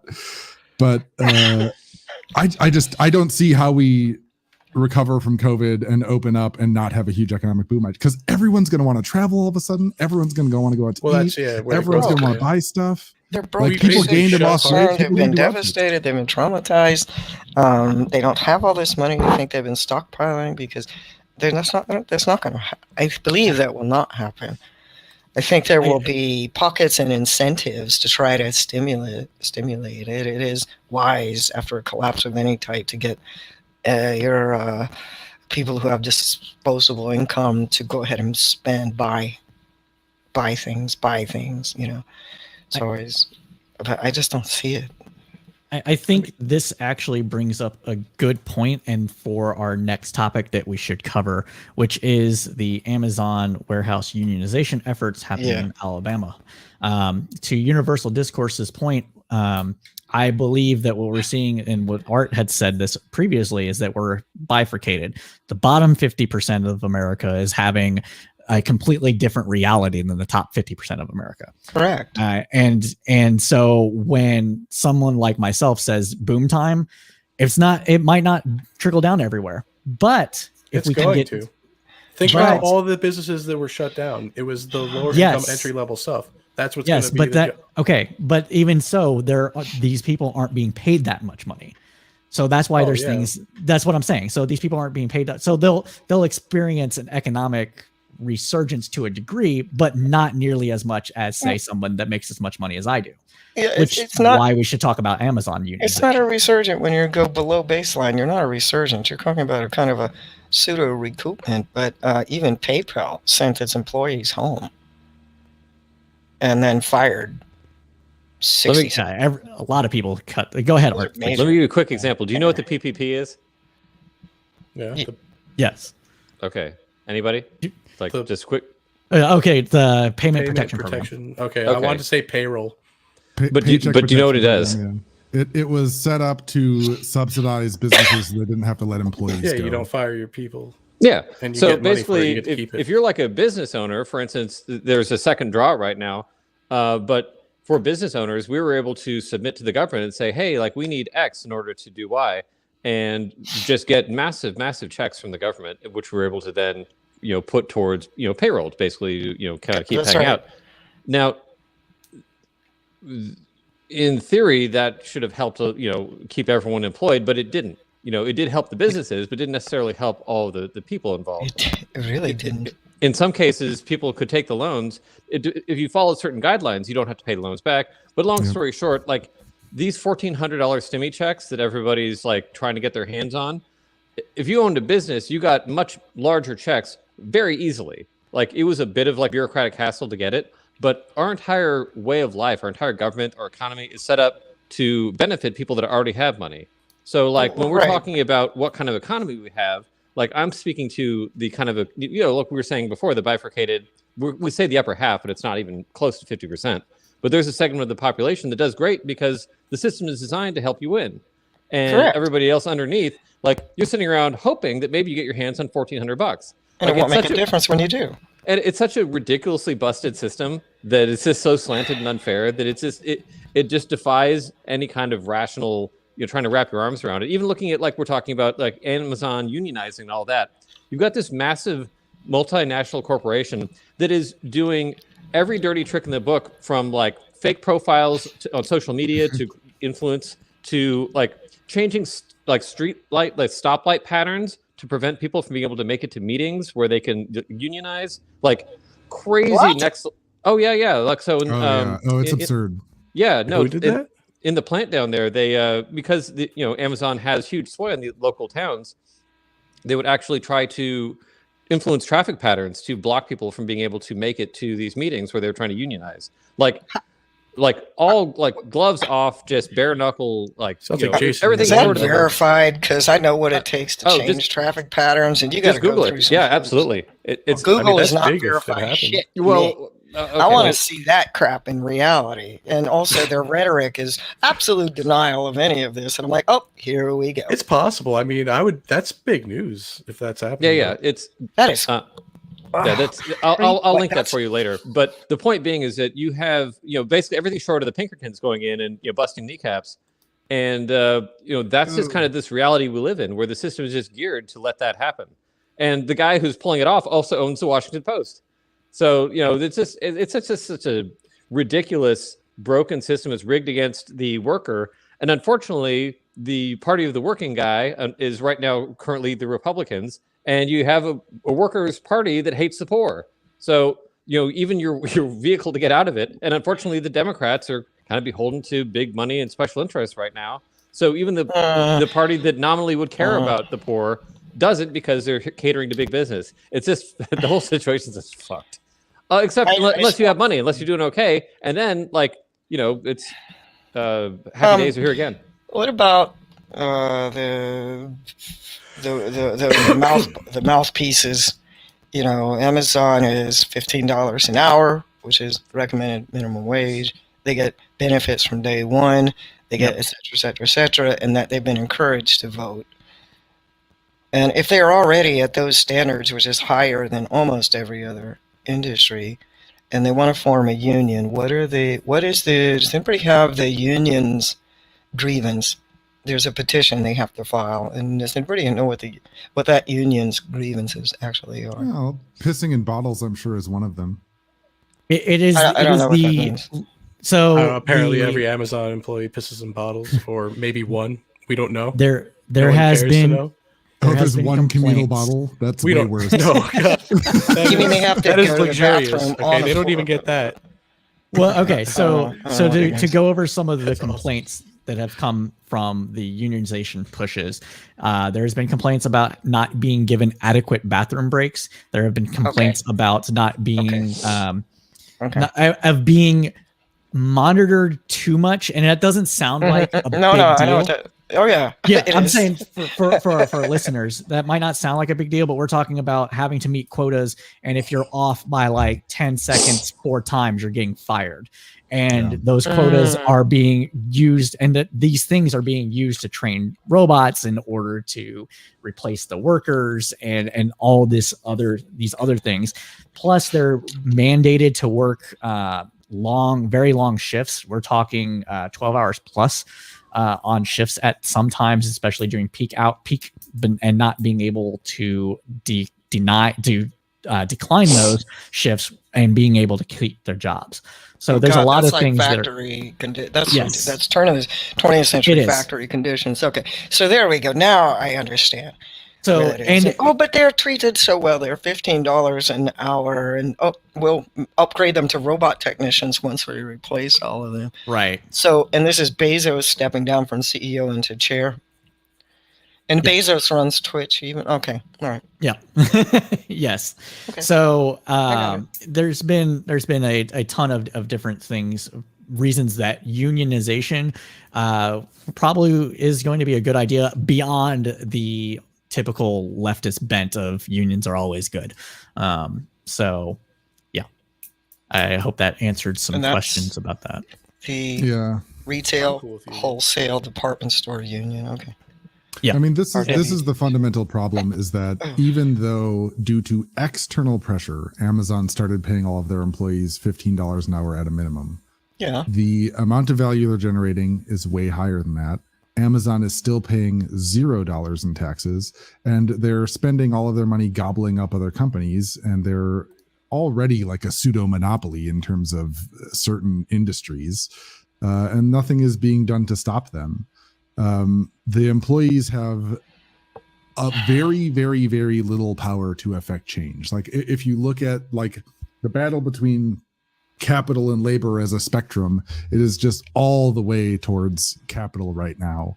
And I really, really hope that this unionization effort is successful and becomes like a national positive example, and that the union also does well, because not all unions do great work. But I really hope that the union does well and inspires other people to try to start collectively believing in the power of labor again, because what I think we have right now is a country that no longer believes in the power of labor, and we have to get back there. I 100% agree with that. Part of the reason, in my opinion, and this is from an outsider looking in because I wasn't born until 85, the primary issue that we saw, the reason we saw labor decline in power wasn't just the government itself attacking labor union rights and the labor rights and this sort of thing. It was also failure of labor unions themselves of maintaining a high quality product, essentially. If you watch any comedy between 1970 and 1990, you're going to see Hollywood and everybody, and like not just Hollywood, TV and everybody, leftists, just all bashing unions being this giant corrupt machine. And that doesn't just come out of nowhere. You can say that it might have just been anti-labor propaganda, but if you look at some of the things that were going on at GM and some of these other high plants with, you know, the amount of shoddy work that was being put out and things like that with car manufacturing and stuff at the time, there's got to be some truth to it. The way Hollywood feels about unions, labor unions, you know, we have SAG-AFTRA, Directors Guild, Screenwriters Guild, Producers Guild, and a lot of it was because the labor unions at the time they came in, especially like for things like events and conventions and stuff, you couldn't afford to pay a union worker, and then you couldn't get them to work longer than X amount. Some guy with a clipboard and a stopwatch would come in and just pull them off the floor. They had no liberties whatsoever. It was of no benefit. So they made it almost impossible to employ the very people they were formed to make sure they could get good employment. And then their union dues went up so high, everybody left. So something was going on, and it was like awful. Right after your normal Ray, right? Yeah. Well, and I bring this up because like my mom will just hate unions forever. I don't hate unions. I'm just saying that did happen in at least one industry. And I'm just saying, like, my mom had a bad experience with a union where like she worked for an airline. They decided to like close down the domicile that she was working out of and basically said, you can either commute from Wisconsin to Denver or you can lose your job. And the union basically fought for all of the people who elected to move to Denver and made sure that they were all situated, and didn't fight for the people who didn't want to do that. And so like a whole bunch of people ended up losing their job and getting screwed over because the union basically prioritized working for the people who were going to continue to pay union dues rather than the people who no longer were, which I understand from like an economic incentive standpoint. But like when you have unions operating that way for like purely their own self-interest, then you produce some bad outcomes. But we are so the needle is so far in favor of capital right now that any unions, even bad ones, are probably better than the current situation. If they could do their job. For instance, I think they should issue their own insurance for workers and send people to school. I think they should take their own capital and reinvest it in the very workers they represent, or otherwise they're not keeping up their end of the bargain. Well, I mean, that's also partly to Chase's point, there was law changes that made it to where unions had to represent people that weren't paying dues, and then right to work laws come right in and encourage everyone not to pay dues in order to save that money and have the union get bled dry. So that's to Arizona bring it back to that, and it's a disaster. Yeah. Real quick to Chase's. Go ahead. I'm sorry. Real quick to Chase's point about the deck being stacked in favor of capital. So this is just an article from Alabama regarding what I was talking about with the traffic lights. So where the Bessemer plant is, Jefferson County. A Jefferson County spokeswoman today said that the county did in fact change traffic signals near the Amazon's Bessemer fulfillment center at the company's request. County spokeswoman Helen Hayes said the signals were changed in December at the company's request so that, quote, traffic would not back up into the parking lot. Members of the union organizing Amazon made a claim on a media site that the city had changed the signal at Amazon's request to keep employees from stopping to talk to union members. In the video, union organizers and Amazon employees made claims about the attempt that they say Amazon had made to complicate their efforts to provide union information to employees. Recalibrating the traffic lights, they say, made it harder for organizers to speak to employees as they enter and leave the area. Yep. So basically, Amazon realized I'd like what was to see going that from. I don't even believe it. I'd like to see that from. I want to see thousands and thousands of organizers stopping traffic and harassing workers. I want to see this. Show me the TikTok of this, and I'll be like, all right, I get it. No, I think you're really happened a little bit. It was traffic. There are legitimate reasons for Amazon to call the police and say that. The claim is that they said it like that they're doing it to stifle these people getting to a meeting. That's what's going on. It's not like thugs, stopping them or anything. No, but what I mean is that you have basically a large corporation, which, I mean, I don't know how you guys feel about like town governments and all that, but like, if you've got money, you're going to get your way with the town government. So like, you're just going to push them around and get what you want. So the deck is so stacked in favor of corporations and money in this country that, it's not even, it would be weird if this wasn't going on. Just is the way the system operates.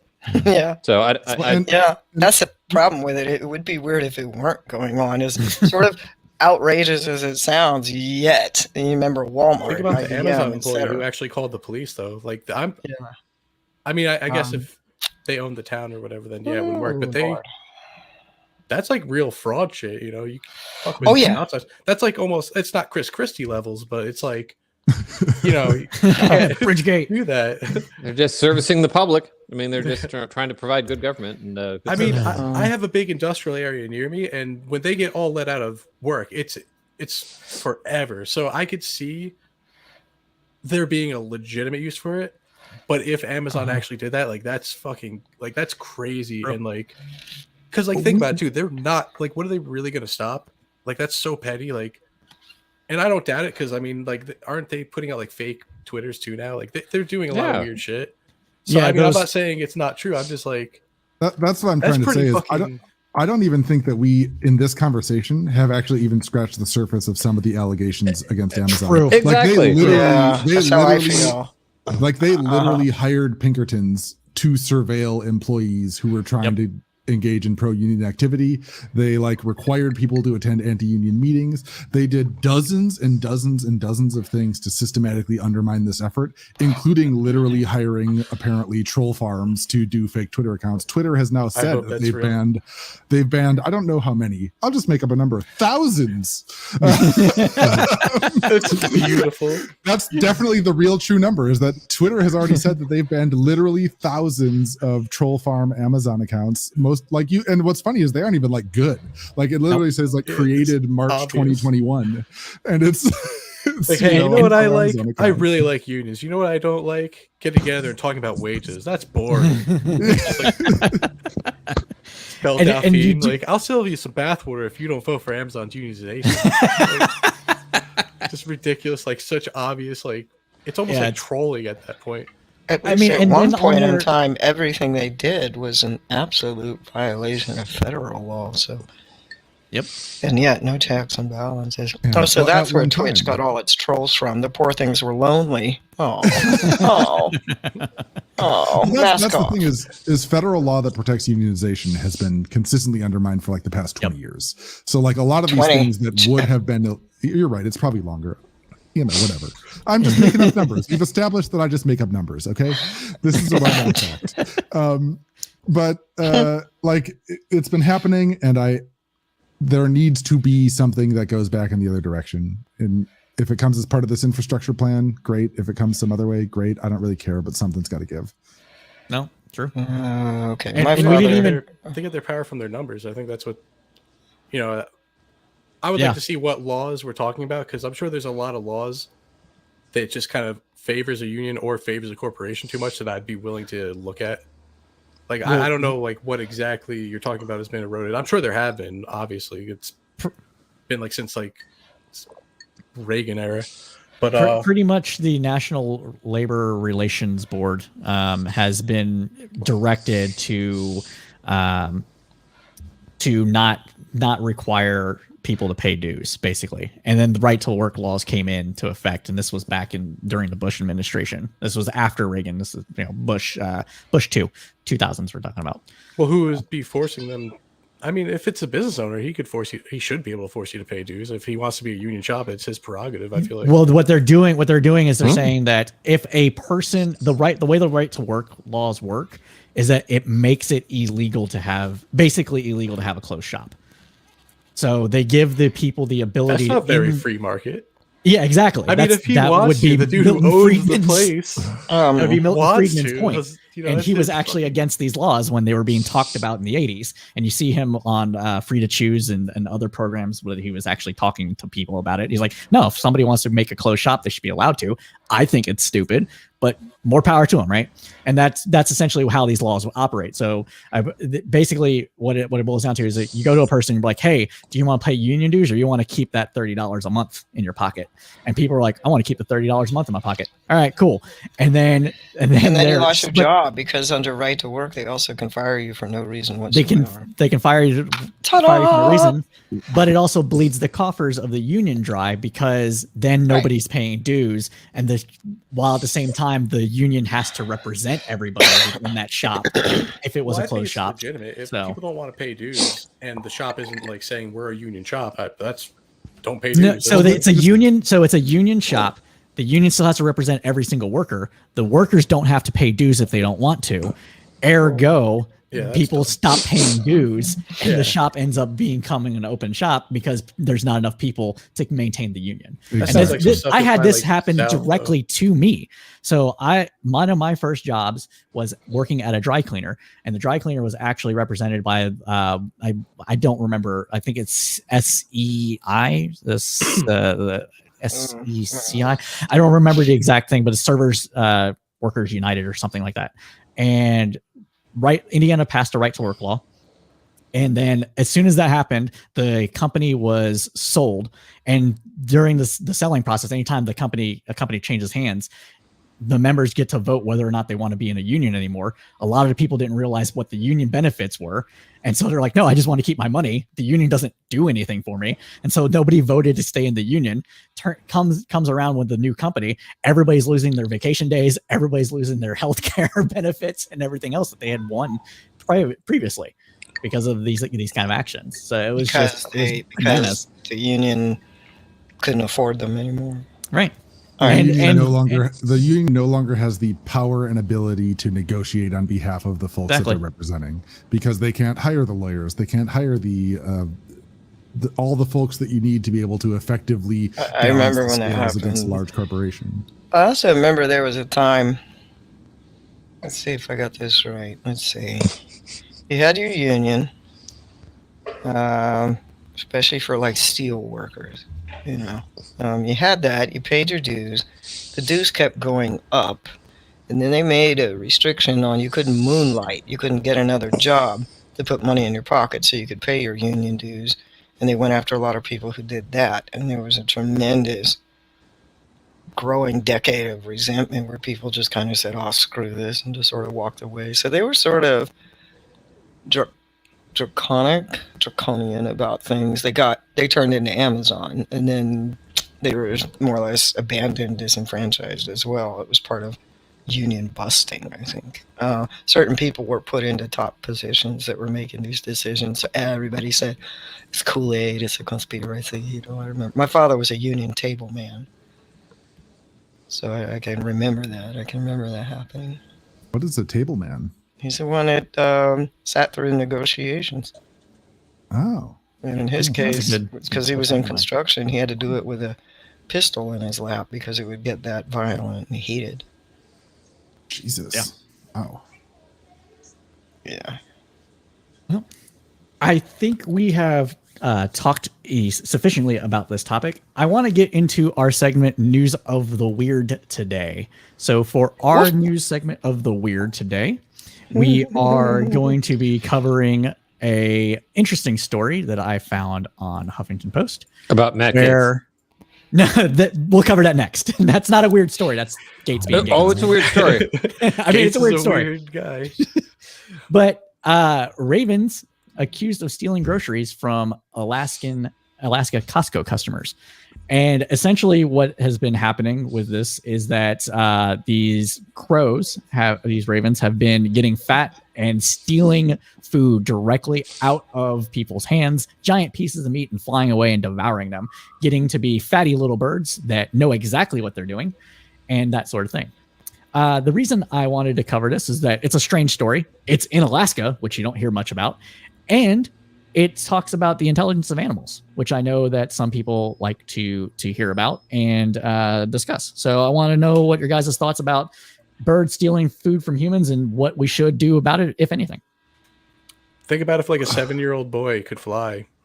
You know, it's pretty much ravens are like around that intelligence, like 5 to 7 It's years true. old in certain aspects. I mean, there's of course certain things humans could probably do that Right. isn't in that measure.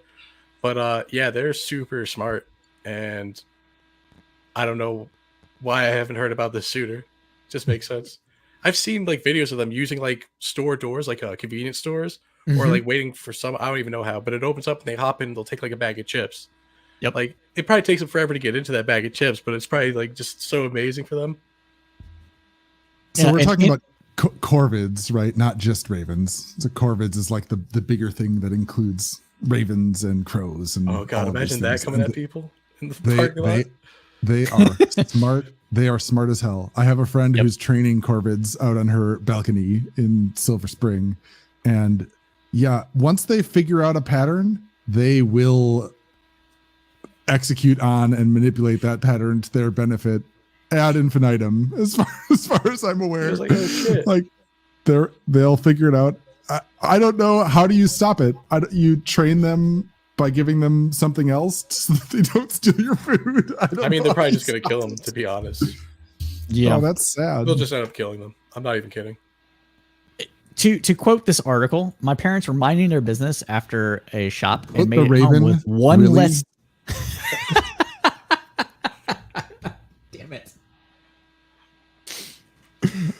All right, I'm going to repeat myself because that was hilarious. My parents were minding their business after a shop and made it home with one less steak. Kimberly Waller wrote on Facebook. The bird snatched it right out of the pack in the parking lot. I had two ravens, one that was on the car next to me, and he kept squawking really loud. He would sit on the car and stare at me, then hop next to the bed of the truck on the other side and kept going back and forth. The other raven was on the ground. He kept trying to pull. I had these little mini melons you have in the mesh baggies. He kept trying to grab the netting and pull my melons off the cart. So these are extremely smart and entertaining birds. How big are they? They They get big. About that I big. don't know.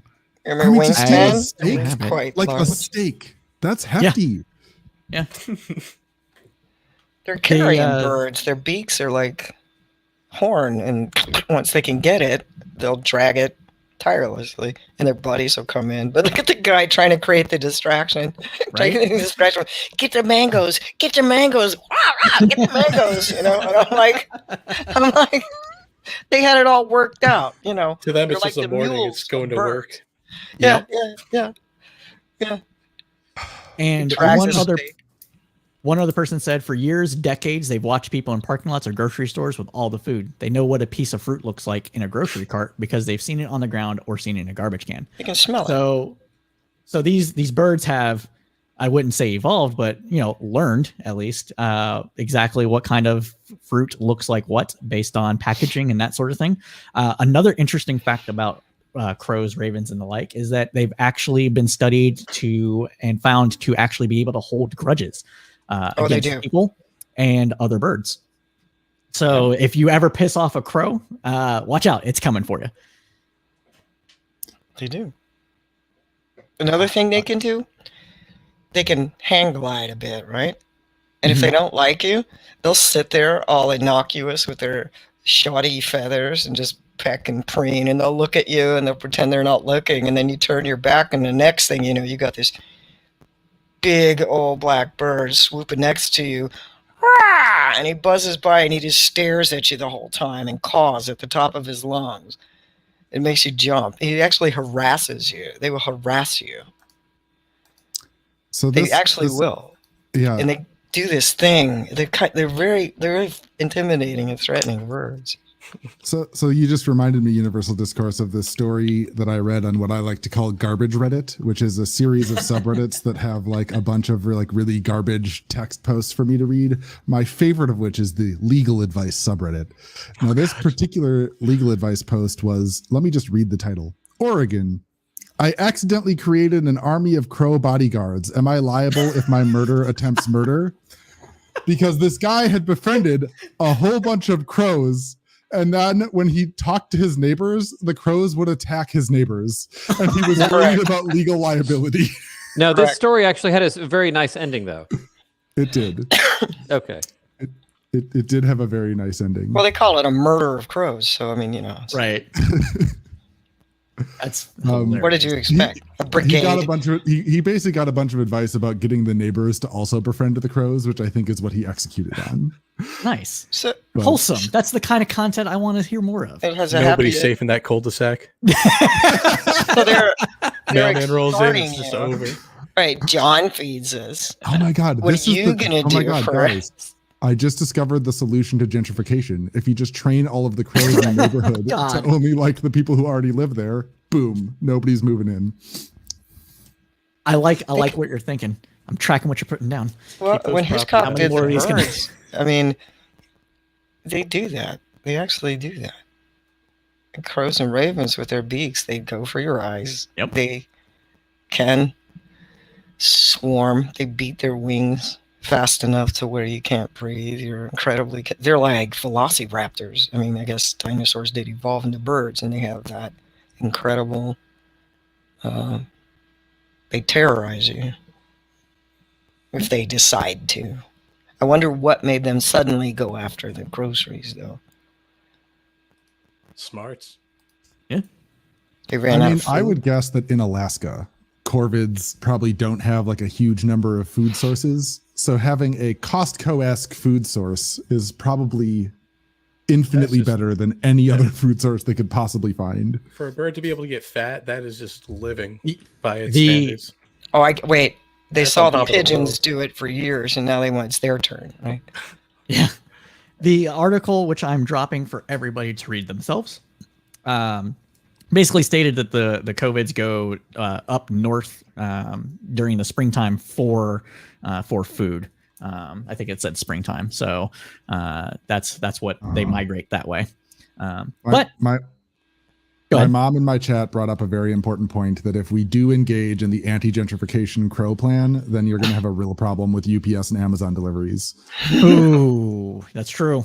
That's You true. have to hire from Your mom within. is smart. Right. Thank you. Oh, clap for your mom. The Raven Air Force. Drop the package, hang and on. walk away now.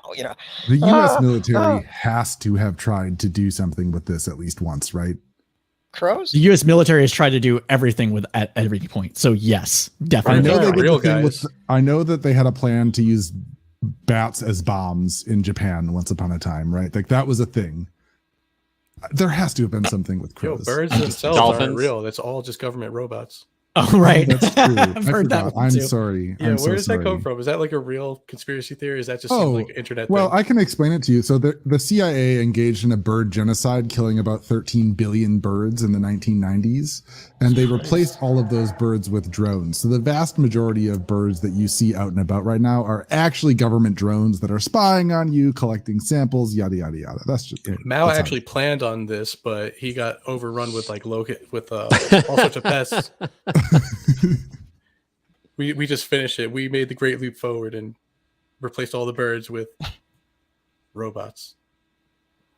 Correct. Go ahead and look up that conspiracy theory. It's pretty fun. I think we should talk about GaetzGate because it's a interesting story. It's a one of those things And that it's Matt Gaetz. has to be, and it's Matt Gaetz. It has to be covered because Q and all that stuff. Yeah, I'm going to have to. But yeah, somebody do that while I handle a chat issue. Go ahead and start So- talking about Matt Gaetz. How do you? So you got even- swept up in an investigation of some dude who was making like licenses for like underage girls to pretend to be whatever age, I guess. And I think also for gun licenses too. I think like the dude was into some really bad shit, and that's how they got led up to Gaetz because he's associated with the guy. And I don't know enough after that to really say, but obviously, when you're investigating some guy giving out fake gun licenses and fucking like fake IDs to young girls, and then you get tied into like a politician, especially like a high profile one like that, it's pretty serious. And so the way he wants out of it, which is, it would be ridiculous for him to say these things without some backing because they're about to put him away. But he's saying his father was extorted and that the day before the FBI was going to record the call making the transaction, the New York Times leaked it and colluded the operation somehow, and he wants the FBI and DOJ to release these records, and that it was a former employee from the Department of Justice that's doing the extortion and blackmail. And I'm like, just ask. I mean, what does the FBI have to say about this? Because there's evidently no friend to this guy. Yeah, this But- opened up under Trump, right? Yes. Yeah. It happened in the Barr did last this. summer. Yeah, he says it's a total smear campaign and his travel records will prove it. And if he's got the evidence, I'm like, then what really is going on? Because why would you make such outrageous Yeah, claims? Did And he travel with a 17-year-old girl and he's saying I didn't have sex with her, or is he saying I never even traveled with her? Like, He's- what's he? He's saying He said His defense he is all never over the traveled with a minor. Yes. Then in the same breath, he says, traveling with Your a legal girlfriend. adult that you're dating is Yeah. not a crime. And I'm like, And I bet So she there had a was fake somebody- ID made by his friend. Well, didn't he he also tell Tucker Carlson that they had dinner together? and I Tucker didn't said, know I that don't was- remember that. Yes. saw that that, was and that's like fine. a weird thing people do when I'm not saying he's lying, but if I had to like suspect him of lying, like how people like they create like an event that never happened, but it's like you were there, man, and like even Tucker Carlson's like I don't know what you're talking about. I don't know why that just stood out to me. Like when you see like a kid Yeah. lie and they try to like build up another, I don't even know what it's called. It's There's something to it, though. confabulation is what that's called.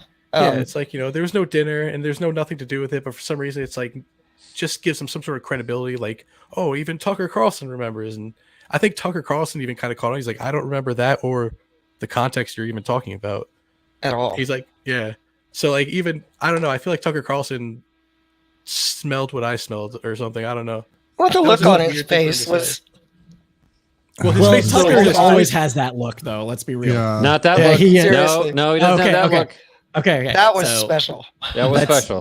Let's let Art discuss this because he Yeah. has relevant experience, and I always am curious about his body language reading. Art, please go ahead. Well, okay, so we're referencing this 8-minute video from last night where Matt Gaetz was accused, and then Tucker invited him on. And this is interesting because they're normally kind of two peas in the pod. They have the kind of the same energy. They're very feisty.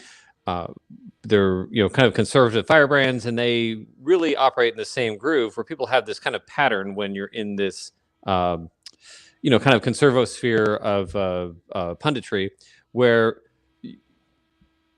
they usually kind of have this energy that feeds on each other, where you kind of have this, complaint on the liberal or left side that they'll both kind of feed on, and they get into the same groove. And you can look at this across the board of conservative pundits. You see a lot of repeating patterns.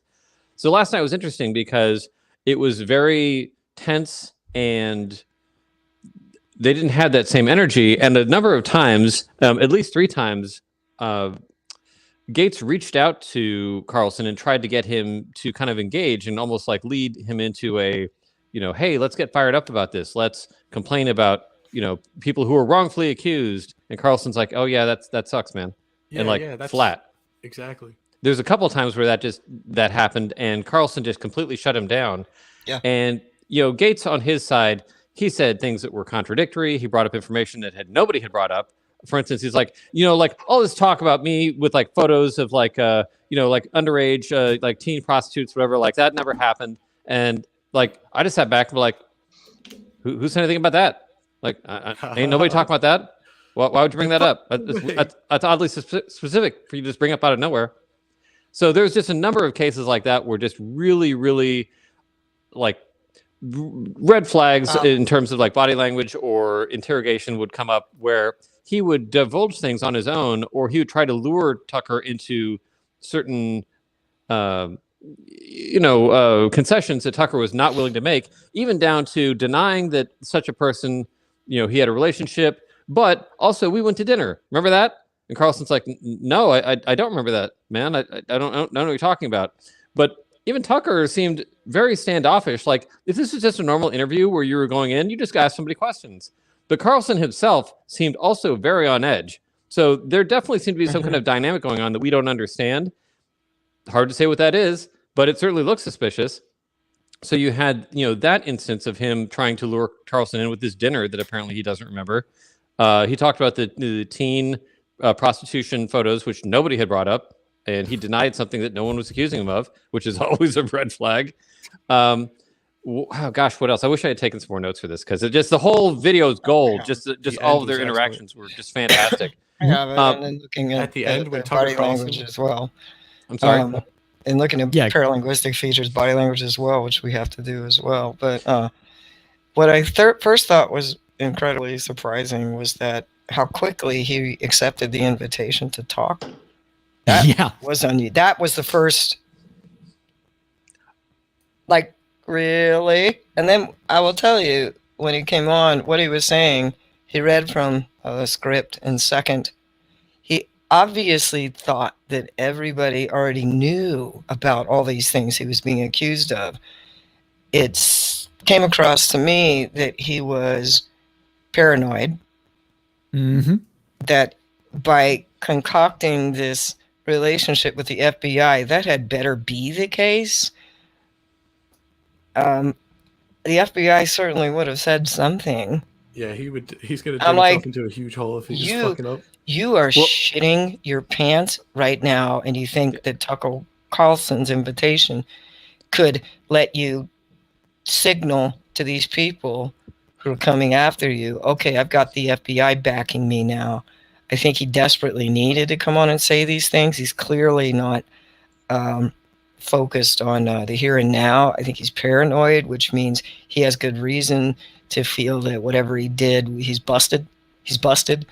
If he were truly innocent, he would have said, my lawyers can contact you. You'll be the first to hear. It'll be an exclusive. He flew onto that interview. And then poor Tucker Carlson, astonishment.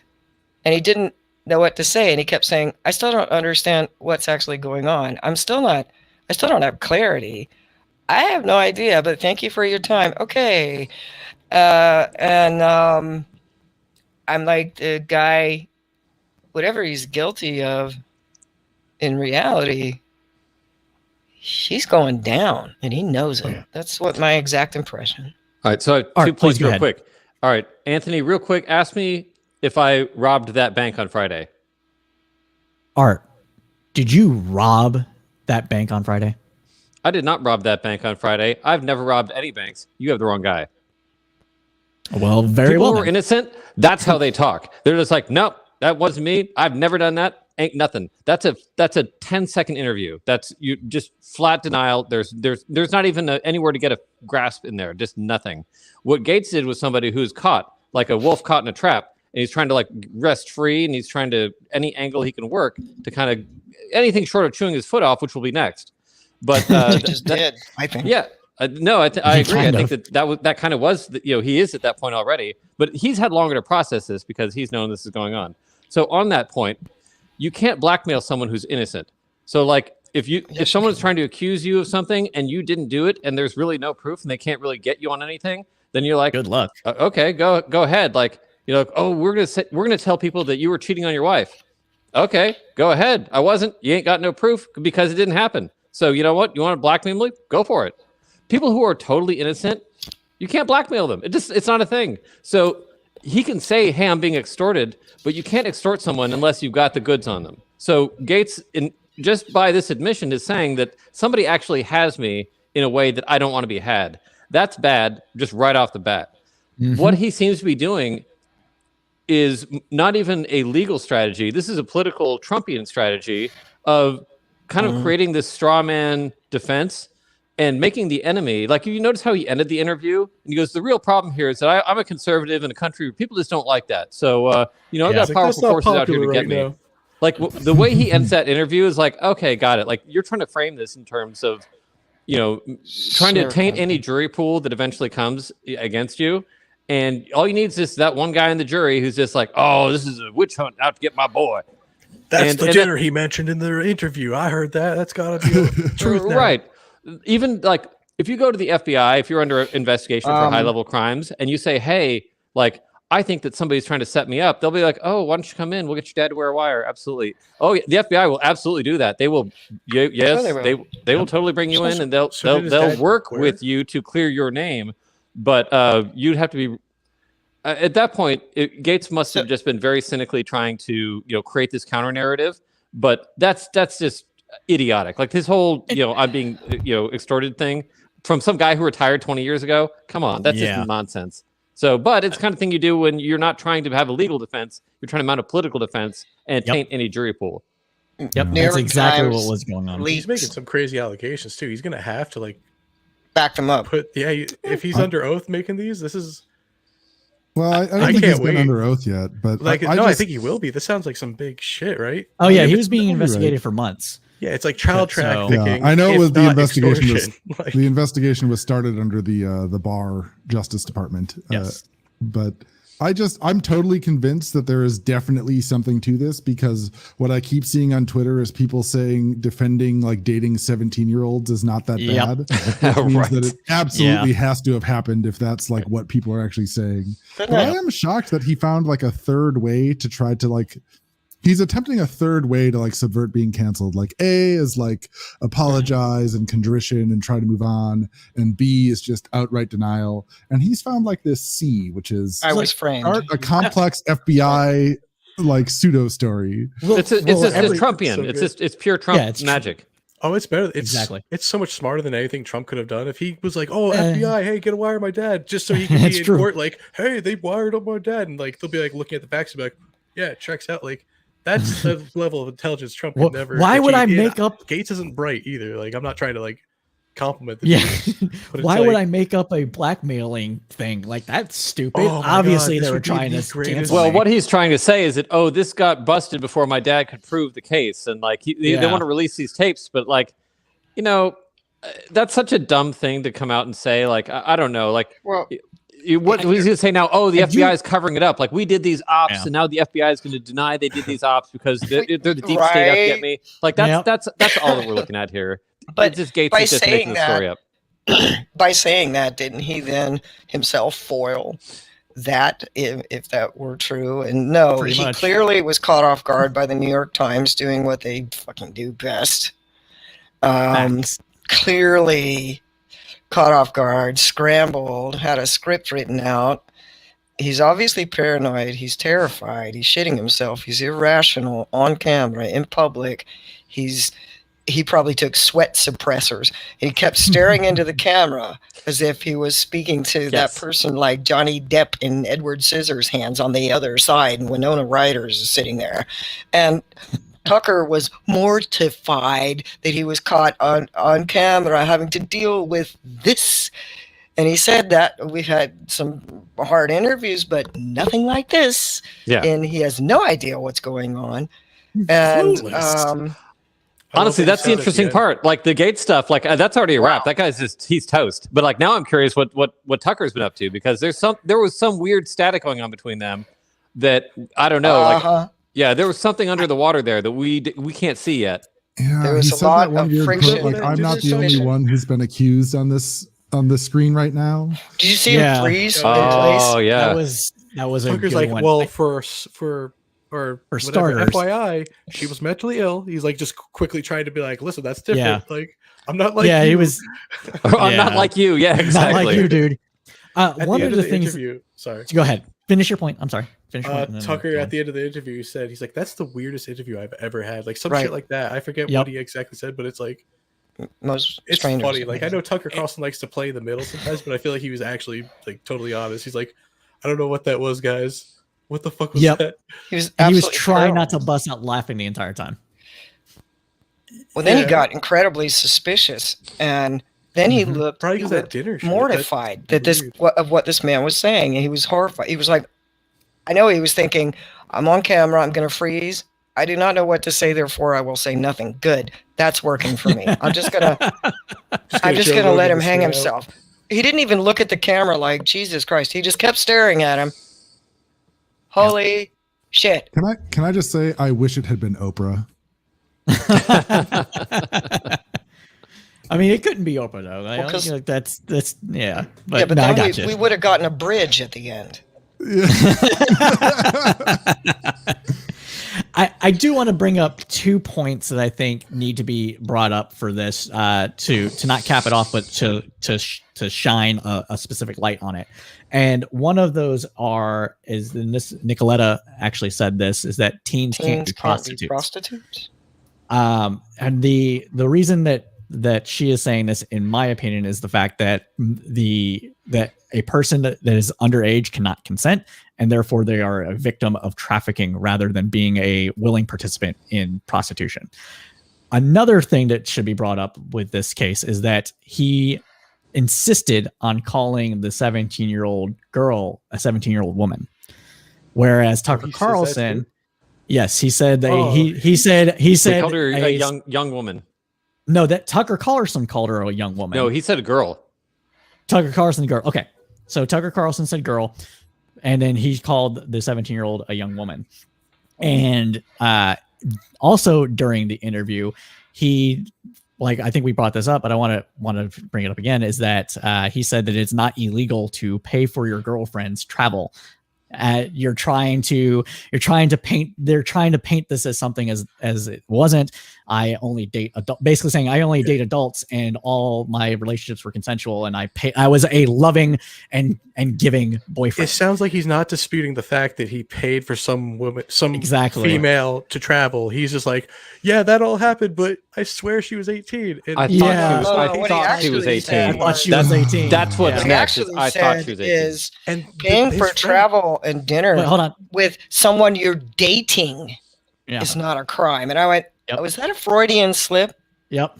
Did you Mhm. just say you were dating your secretary? Because I think in the same breath you Pretty said you much. brought your spouse or somebody else along with you. And then when he said, Tucker, you were there at the dinner, he went, no, bro. Yes.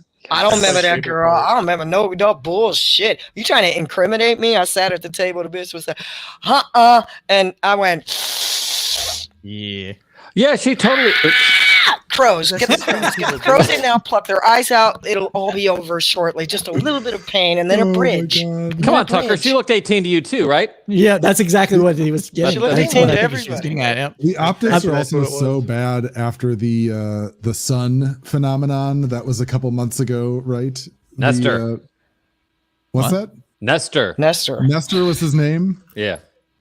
Yeah, he came out and I think he said, "How can I be racist? I have a Puerto Rican son." Oh, This was yeah. a whole I'm not thing. necessarily comfortable talking about this Okay, situation. good, Just 'cause- Yeah, just it's- because I it's don't know the fine. facts of it. Yeah, no, I it's know. 100% No one fine. does. I'm just saying the optics after that thing was bad, and then him being the lone vote against the anti-human trafficking bill. Bingo. Like, the optics of this Yes. could not be worse for him after the past few optics, months. yeah, it's- No, that guy's paranoid. He was Yeah. paranoid and desperate. I'll tell you that 100%. The His thing is, whole. Go ahead, Mateo. Yeah, you've been trying to make a point for a second, so go ahead. sorry. No, you're this, good. You're good. This whole investigation actually started when they looked into some guy named Joel Greenberg. And last summer, they indicted him on charges including sex trafficking of a child, financially supporting people in exchange for sex, and at least one of them was an underage girl. Like, so like they didn't just like, it's not like some guy just made something up about Gates. It's like they were investigating a guy who was doing this, who was already indicted, and they got that led them to Gates. Yep. So Facts. it's so hard. Like, I don't know. I don't want to You know say like what? I'm concluding he did it, but it's like it looks so bad for him. And that Tucker interview was just pretty creepy. The whole dinner thing still sits with me weird. I'm not going to conclude he did any of he was accused of, but he did something. He's And definitely he's friends with Joel terrified and he's Greenberg. paranoid. Also, Yep. it's like a travesty or a debacle where politicians used to breaking news. Oh my God! Now we have to have a press conference and talk about it. And so before really the whole story comes out, he makes what sounds an awful lot like this bizarre revelation or confession. This very confused diatribe that he goes ga, before really the ball got started, and he evidently believed that the whole world must know about this. And I'm like, you're far too important in your own mind, because actually nobody knew about this. So maybe he's banking on our ignorance. But either way, it used to be that they would dummy up, they would lawyer up, and then they'd make this elegant press conference. And now they're just capitalizing on social media opportunities, on media ops to like spill the beans before anything really happens, and way before we can even get the information. And he's made himself a joke, intentionally or not. Mm-hmm. And I'm like, I don't know what you did, but you have a lousy advisor. No reasonable female would sleep with me, Your Honor. I mean, unless he's literally being set up and they can pin this, like this is not survivable politically, even for him. Like this is Right. this is like a death spiral where like Worst now of we're all, just kind of stepping back and just like watching to see like how this actually unfolds. But there's no coming back from this unless he's actually telling the truth, which I mean, theoretically possible, but the my FBI is going to God. have to. But without a doubt, he's Art, very I think tied you're to the right. sex trafficker who was just indicted last summer. 100% tied to this Look dude. look at the chat. I just posted the Twitter. It's Yeah. him, Yeah. Matt Gaetz, and Roger Stone. Yeah. Like it's That's what I'm just saying. Like it's such a theoretically beautiful possible this is all weird setup because he was running with these bad people and somebody saw the opportunity and they masterminded this, whatever. But like, what's more likely is that they caught Matt Gaetz being Matt Gaetz. Yeah. Right. It's Yeah. more like Yeah, that guy- that suck guy- on that, bro. That guy on the right Art- is Joel Greenberg, and he's the Yeah. one who's actually a sex That's trafficker. Joel He Greenberg, was okay. indicted last summer for that, and that's Matt Gaetz chilling with him, smiling and everything. Wow. 100. I mean, even if let's say he's actually somehow innocent from all this, like you're still tied into that dude enough to have an actual like FBI investigation be conducted. It's not like there was reasonable suspicion, but we found nothing. It's like, oh, there was reasonable suspicion, and we found more. So You know what, though? An FBI investigation, what will happen, it's routine that all associates are checked. I mean, it's routine. And they used to say that's how they would flush someone out, is they'd slow hand it, where they'd come in, announce the investigation very openly, very casually, and then they would watch to see how paranoid you got, and then they would wait to see where you ran. And if there were an FBI investigation, it was not to protect him and his father. It was to see what he would do and where Exactly. Exactly. Told New York Times, we give you permission. We leaked the files to you. Spread it and let's see where our boy does. Tucker, so sorry, man, but gotcha. That's how they the actually. dinner. That's the funniest man, part of this- this to me. Is like he's talking about how like they went to the FBI and they're working together and all that. I'm like, yeah, that's, they did. that's Call what's happening. Intel Pro, man. That's They will Yeah, release yeah, the that's records. exactly what's happening. Yeah. The If I this don't ends mind- up taking down the Tucker records, Carlson it'll, somehow, that would be astonishing. If Gaetz did that and the FBI responded to him that way, that means that he managed to really earn their contempt, because that's what they do. They play with their food. Oh, absolutely. Yep. That's Does that what's so make great about sense? this. That's like when he's telling that story last night, I'm just like, this is great. I honestly think It was the kind of cherry on sickening. I honestly think the cherry on top of all this is something that happened before any of this came to light, which was the rumor that he was going to leave Congress and join Newsmax as an anchor. So, thank you, Nikki, for that Not even a comment lateral to move. That's bring just it. down. But that happened before anything was revealed, so that means Birdie got a little. Somebody told him.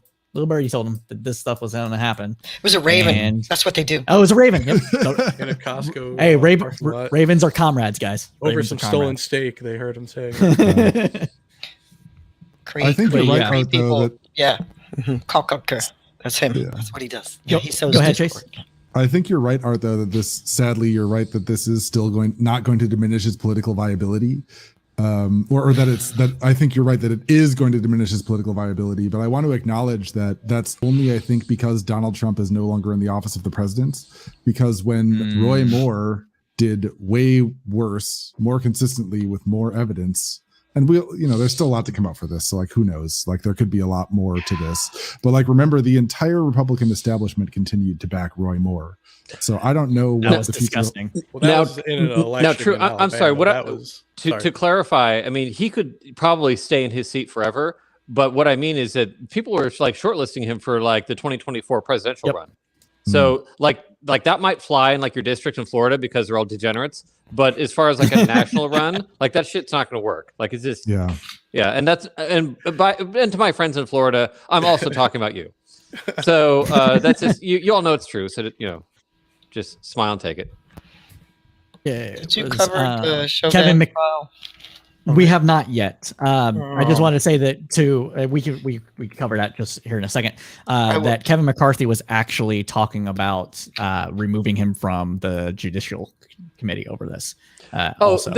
What's great is that the Republicans all hate him because the guy's just an asshole. So like he doesn't actually have any friends, and now that he's can't even really glom on to this potential career that's heading up, it's kind of like a Ted Cruz, where like if this happened to Ted Cruz, I'd be like, fuck that guy. Even like within his own party, they just still like him. I have to go. I have to dip out. Oh, okay.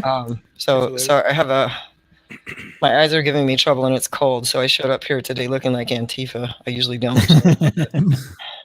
I'm just blind and Unabomber. freezing, and we're having power issues.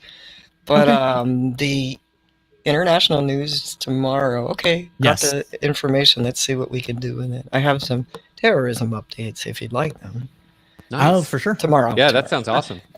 So- what time is Go it so ahead. I can start shouting it out? And Yes, it April is 7 p.m. Eastern Standard Time, so 6 p.m. 6 Central. p.m. my time.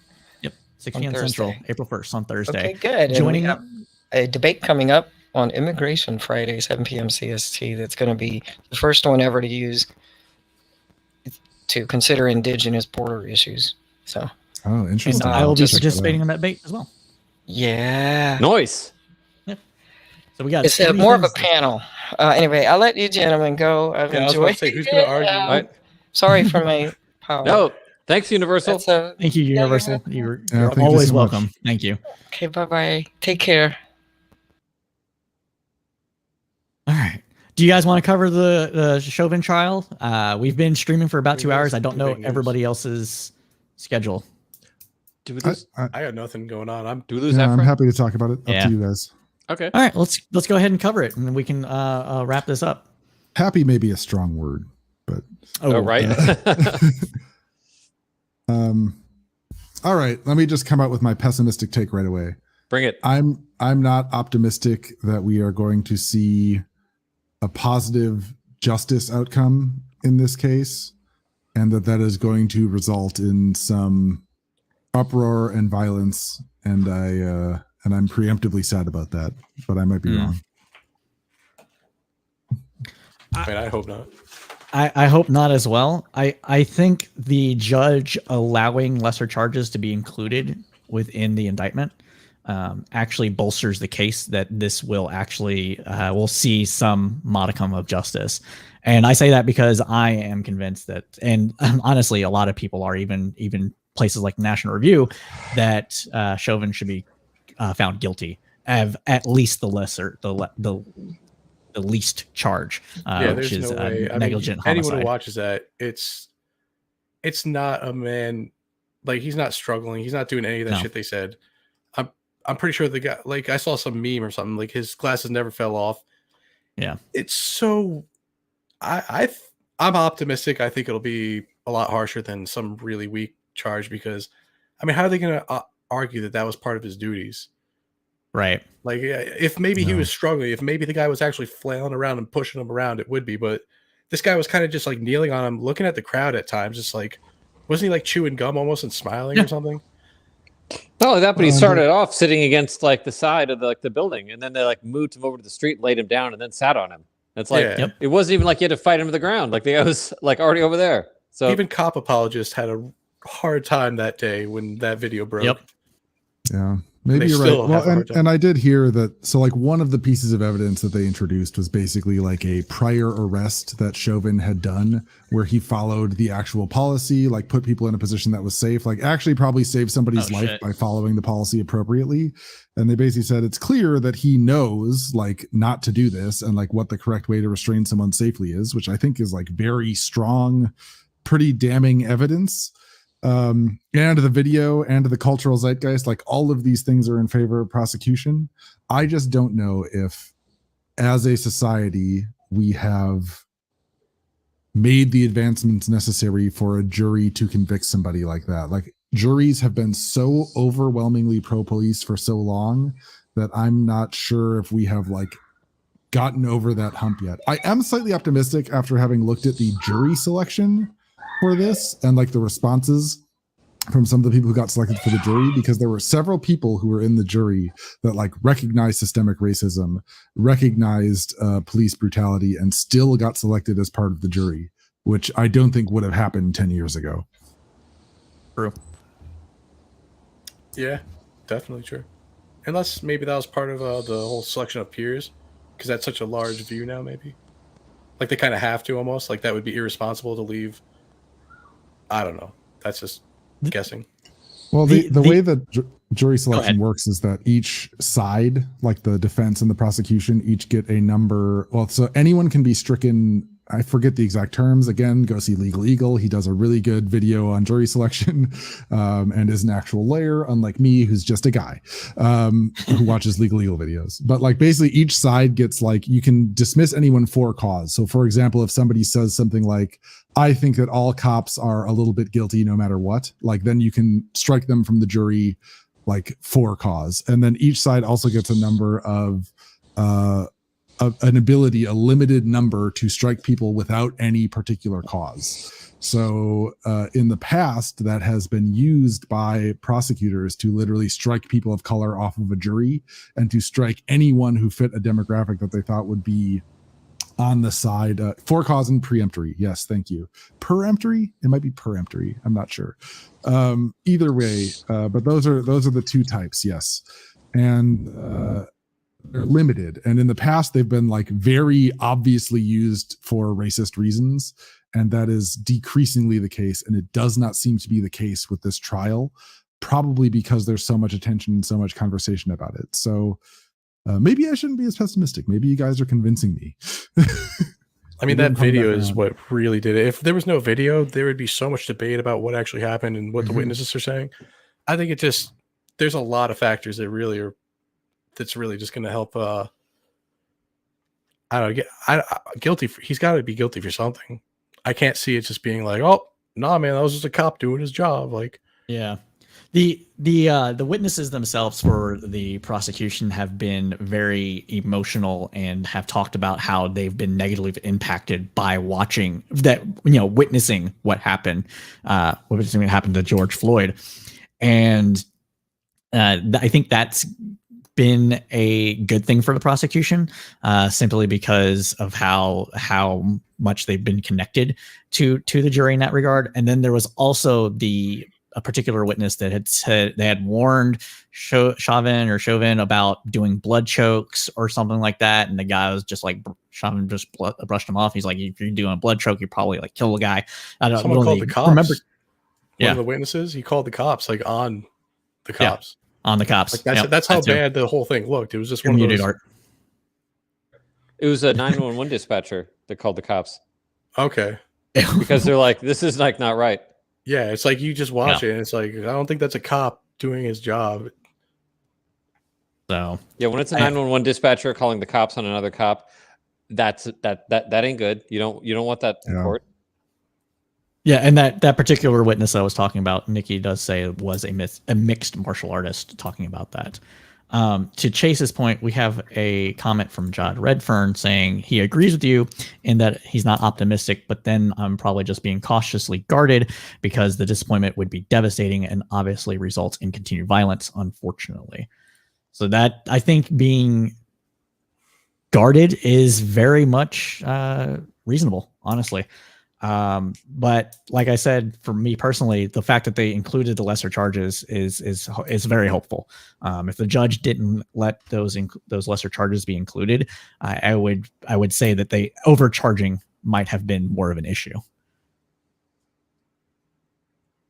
What were the charges originally? Because I feel like, murder one, of course, you could easily overshoot that even when the person's like guilty. Yes. So what were they going for? It was felonious murder. Murder 2, and the one that people, with my opinion, were worried about wouldn't be included would have been the negligent homicide, whatever the state's version of negligent homicide is. So you should have known that your actions would have been resulting in death, and I think the minimum penalty for that is 5 years there. Yeah, it was felonious murder, manslaughter, and negligent homicide.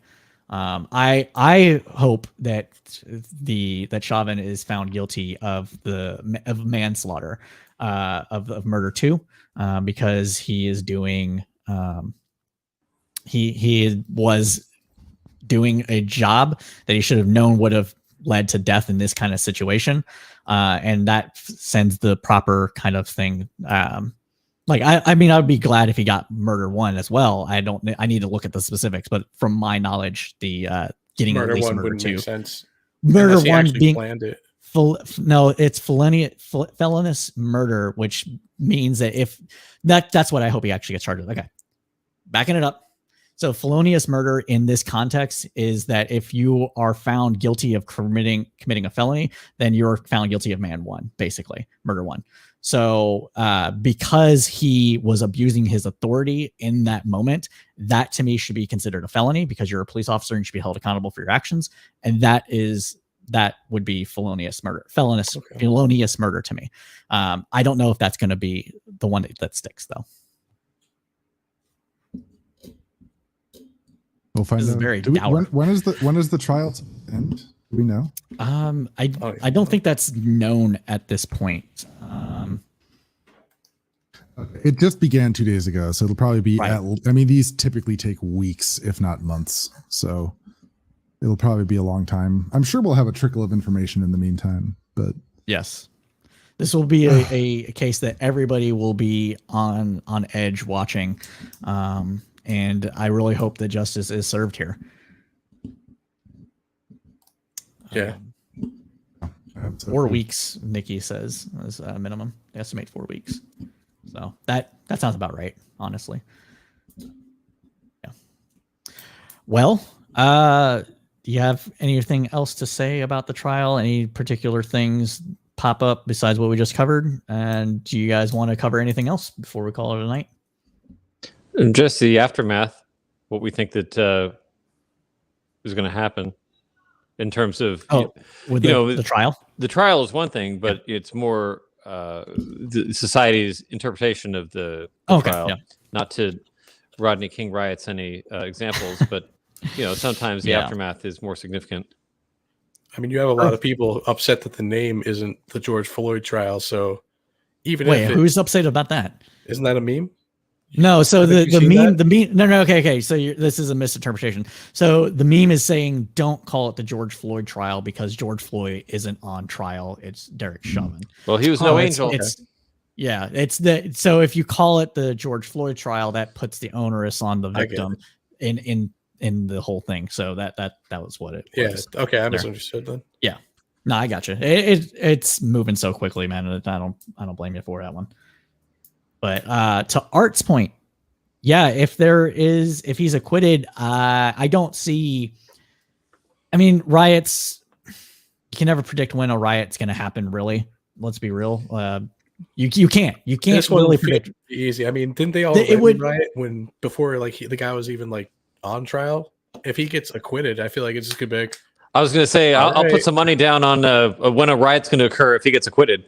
Yeah. I mean, it's one of those situations where it's like I don't know, probably, but at the same time, I don't want to say 100%. I will say there will be massive protests. You'll see a possible redo of the summer, and there were riots in the summer, so it wouldn't surprise me if there was. So, right. But it would be reminiscent of the post Rodney King era. Right. I think so. I think what we would be able to anticipate. And I'm not even going to there will be righteous indignation. People will be justifiably upset if it comes back with no charges. I think as long as you guys have, I think more or less convinced me to be optimistic. It seems like there's a good chance that he's going to get convicted of something serious. And I just really hope that's the case. And then we don't have to think about it. And I think if that happens, then maybe that this is a big stepping stone in our progress on healing from racial injustice in the United States of America. That is my ultimate optimistic view. Yeah, I think, and I'm looking up. Yeah. So Amber Geyer, is that how you pronounce her last name? That's when it changed for me, with being optimistic about what changes we're seeing. We're seeing within the justice system and how people are actually trying to hold police accountable. For people that might not remember, this was the case of the woman officer that shot a man in his own apartment because she thought it was hers rather. She thought it was hers and that there was a break-in while he was eating a bowl of fucking ice cream, right? And they found her guilty of I want to say of murder too, and this was in Texas. And I was convinced that the jury wouldn't rule in that case because Texas, guns, castle doctrine, and everything like that. Even despite the fact that it wasn't her place, I could see people being like, well, yeah, she all was the apartments look the same. And she was drunk. Oh, and she was drunk. So there you go. She came home drunk, went to the wrong apartment, and killed a dude. Yep. I mean, it's the fact that that's open and even shut. in question, that would be a crime, is it's just more indication of how fucked up we are. Well, you're not taking into account that she was white, so that too. Yeah. That changes whether or not something's a crime. We didn't bring this up when we were talking about weed before, but let's also be perfectly clear. White dudes don't get arrested for weed. True. It doesn't happen. Who is predominantly the people who are getting arrested for minor drug offenses? Well, is it white people don't, or there's a predominant? It's white people. It's such a small. Comparatively, the number is so small that you can say What basically are the that they don't.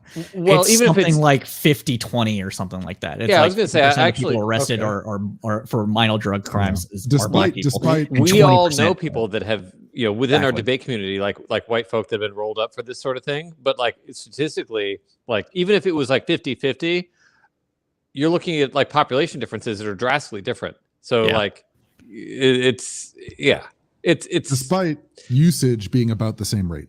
Yes. Right within the different communities. I mean, we're getting people in our community get higher all the time. So yeah, We have a question from John Redfern about what legislative changes have happened as a result of the protest. I honestly think some of the equity stuff that's coming out recently, especially around drug offenses and the like, and there has been some what they didn't defund the police, but they're going through a process of replacing some of the police officers in that direction in cities, and a lot of more money is being divvied up to programs that help alleviate crime, but without a law enforcement mechanism behind it. We talked about this last week, where the city of Austin bought an old hotel and is going to do wraparound services for homelessness rather than criminalize homelessness. And so that's good. That's stuff like that. The thing you should do. And that's what people that say defund the police mean, but everybody on this panel knows that. That's Well, I mean, it's a little misleading. Defund the police. It's like, oh, we shouldn't defund the police. I don't mean that, dickhead. I mean giving homeless people houses. It's like, it's poor marketing. If you have to say, well, I don't mean that, you've already lost the argument. Yeah, it's like a microcultural slogan, and if you're not part of that microculture, you have a good reason to dissect that slogan. It's just it's incredibly bad marketing. Agree. Yeah, that's all it is. And Nikki brings this up in chat again. Thank you, Nikki, so much for keeping us on our toes and honest and informed. New York also ended qualified immunity, so that was recent. That was within the last week, and one of the stories I meant to pick up, but forgot about. Thank you for reminding me. There's a lot of local changes. I will say at the federal level, like we're only really starting to see the repercussions now.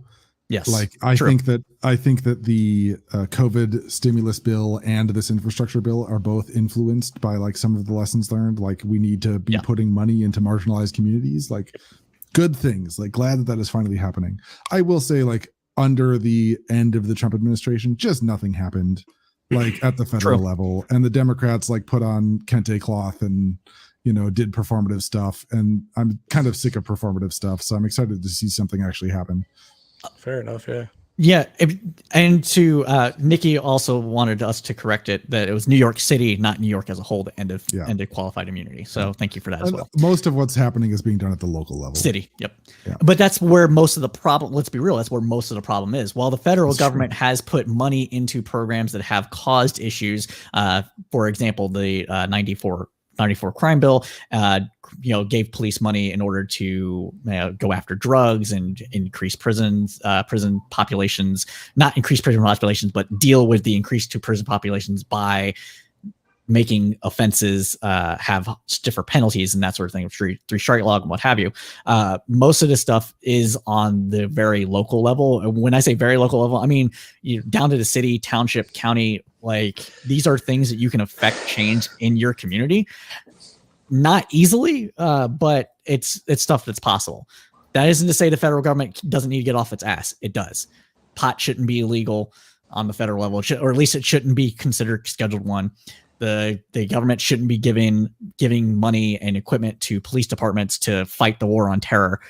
Like there shouldn't be the way that SWAT teams are funded and trained and then utilized. These are things that the federal government kind of encourage, and it needs to discourage. Well, I think a SWAT team is what you would want if you want to kind of calm the police down. You still want to have that unit to call in. They're overused because they're there and being paid for and getting the equipment, and so everybody's like, "Well, we have it. Why aren't we using these it?" Sweet MRAPs, man. We got to fire this thing up. Exactly. That's the issue. That's why you have swatting becoming that's why you had swatting online communities become a thing, because police departments wanted to use it. They're like, we gotta go. And so you could call up. I think they also believed that someone had a gun, or they took it seriously. Yes, they took it seriously, and they should take it seriously. But at the same time, they kidnapped my gramma. Please, get him. I mean, they're not going to be like, well, I have to investigate first. Let me interview the Does that need a SWAT team coming through though, or to check on it? Holding up a grandma with a gun or something? Sure.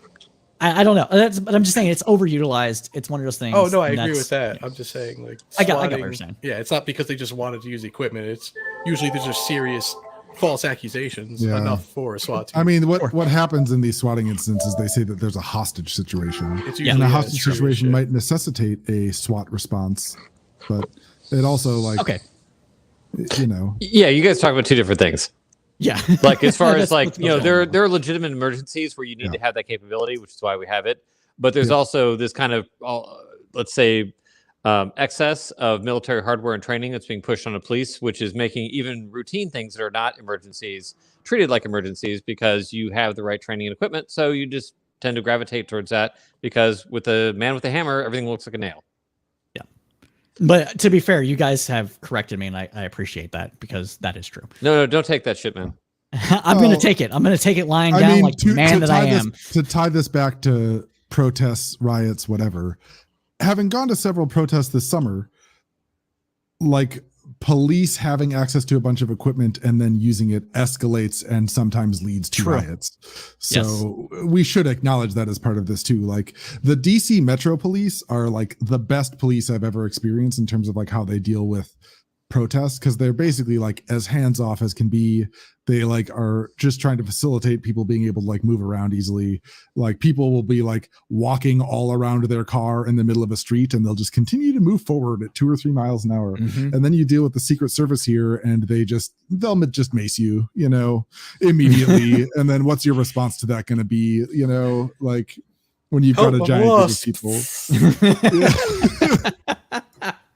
Like I have a weird point of view, like protesting in DC, because like there's like 50 different police departments here, and they all operate differently.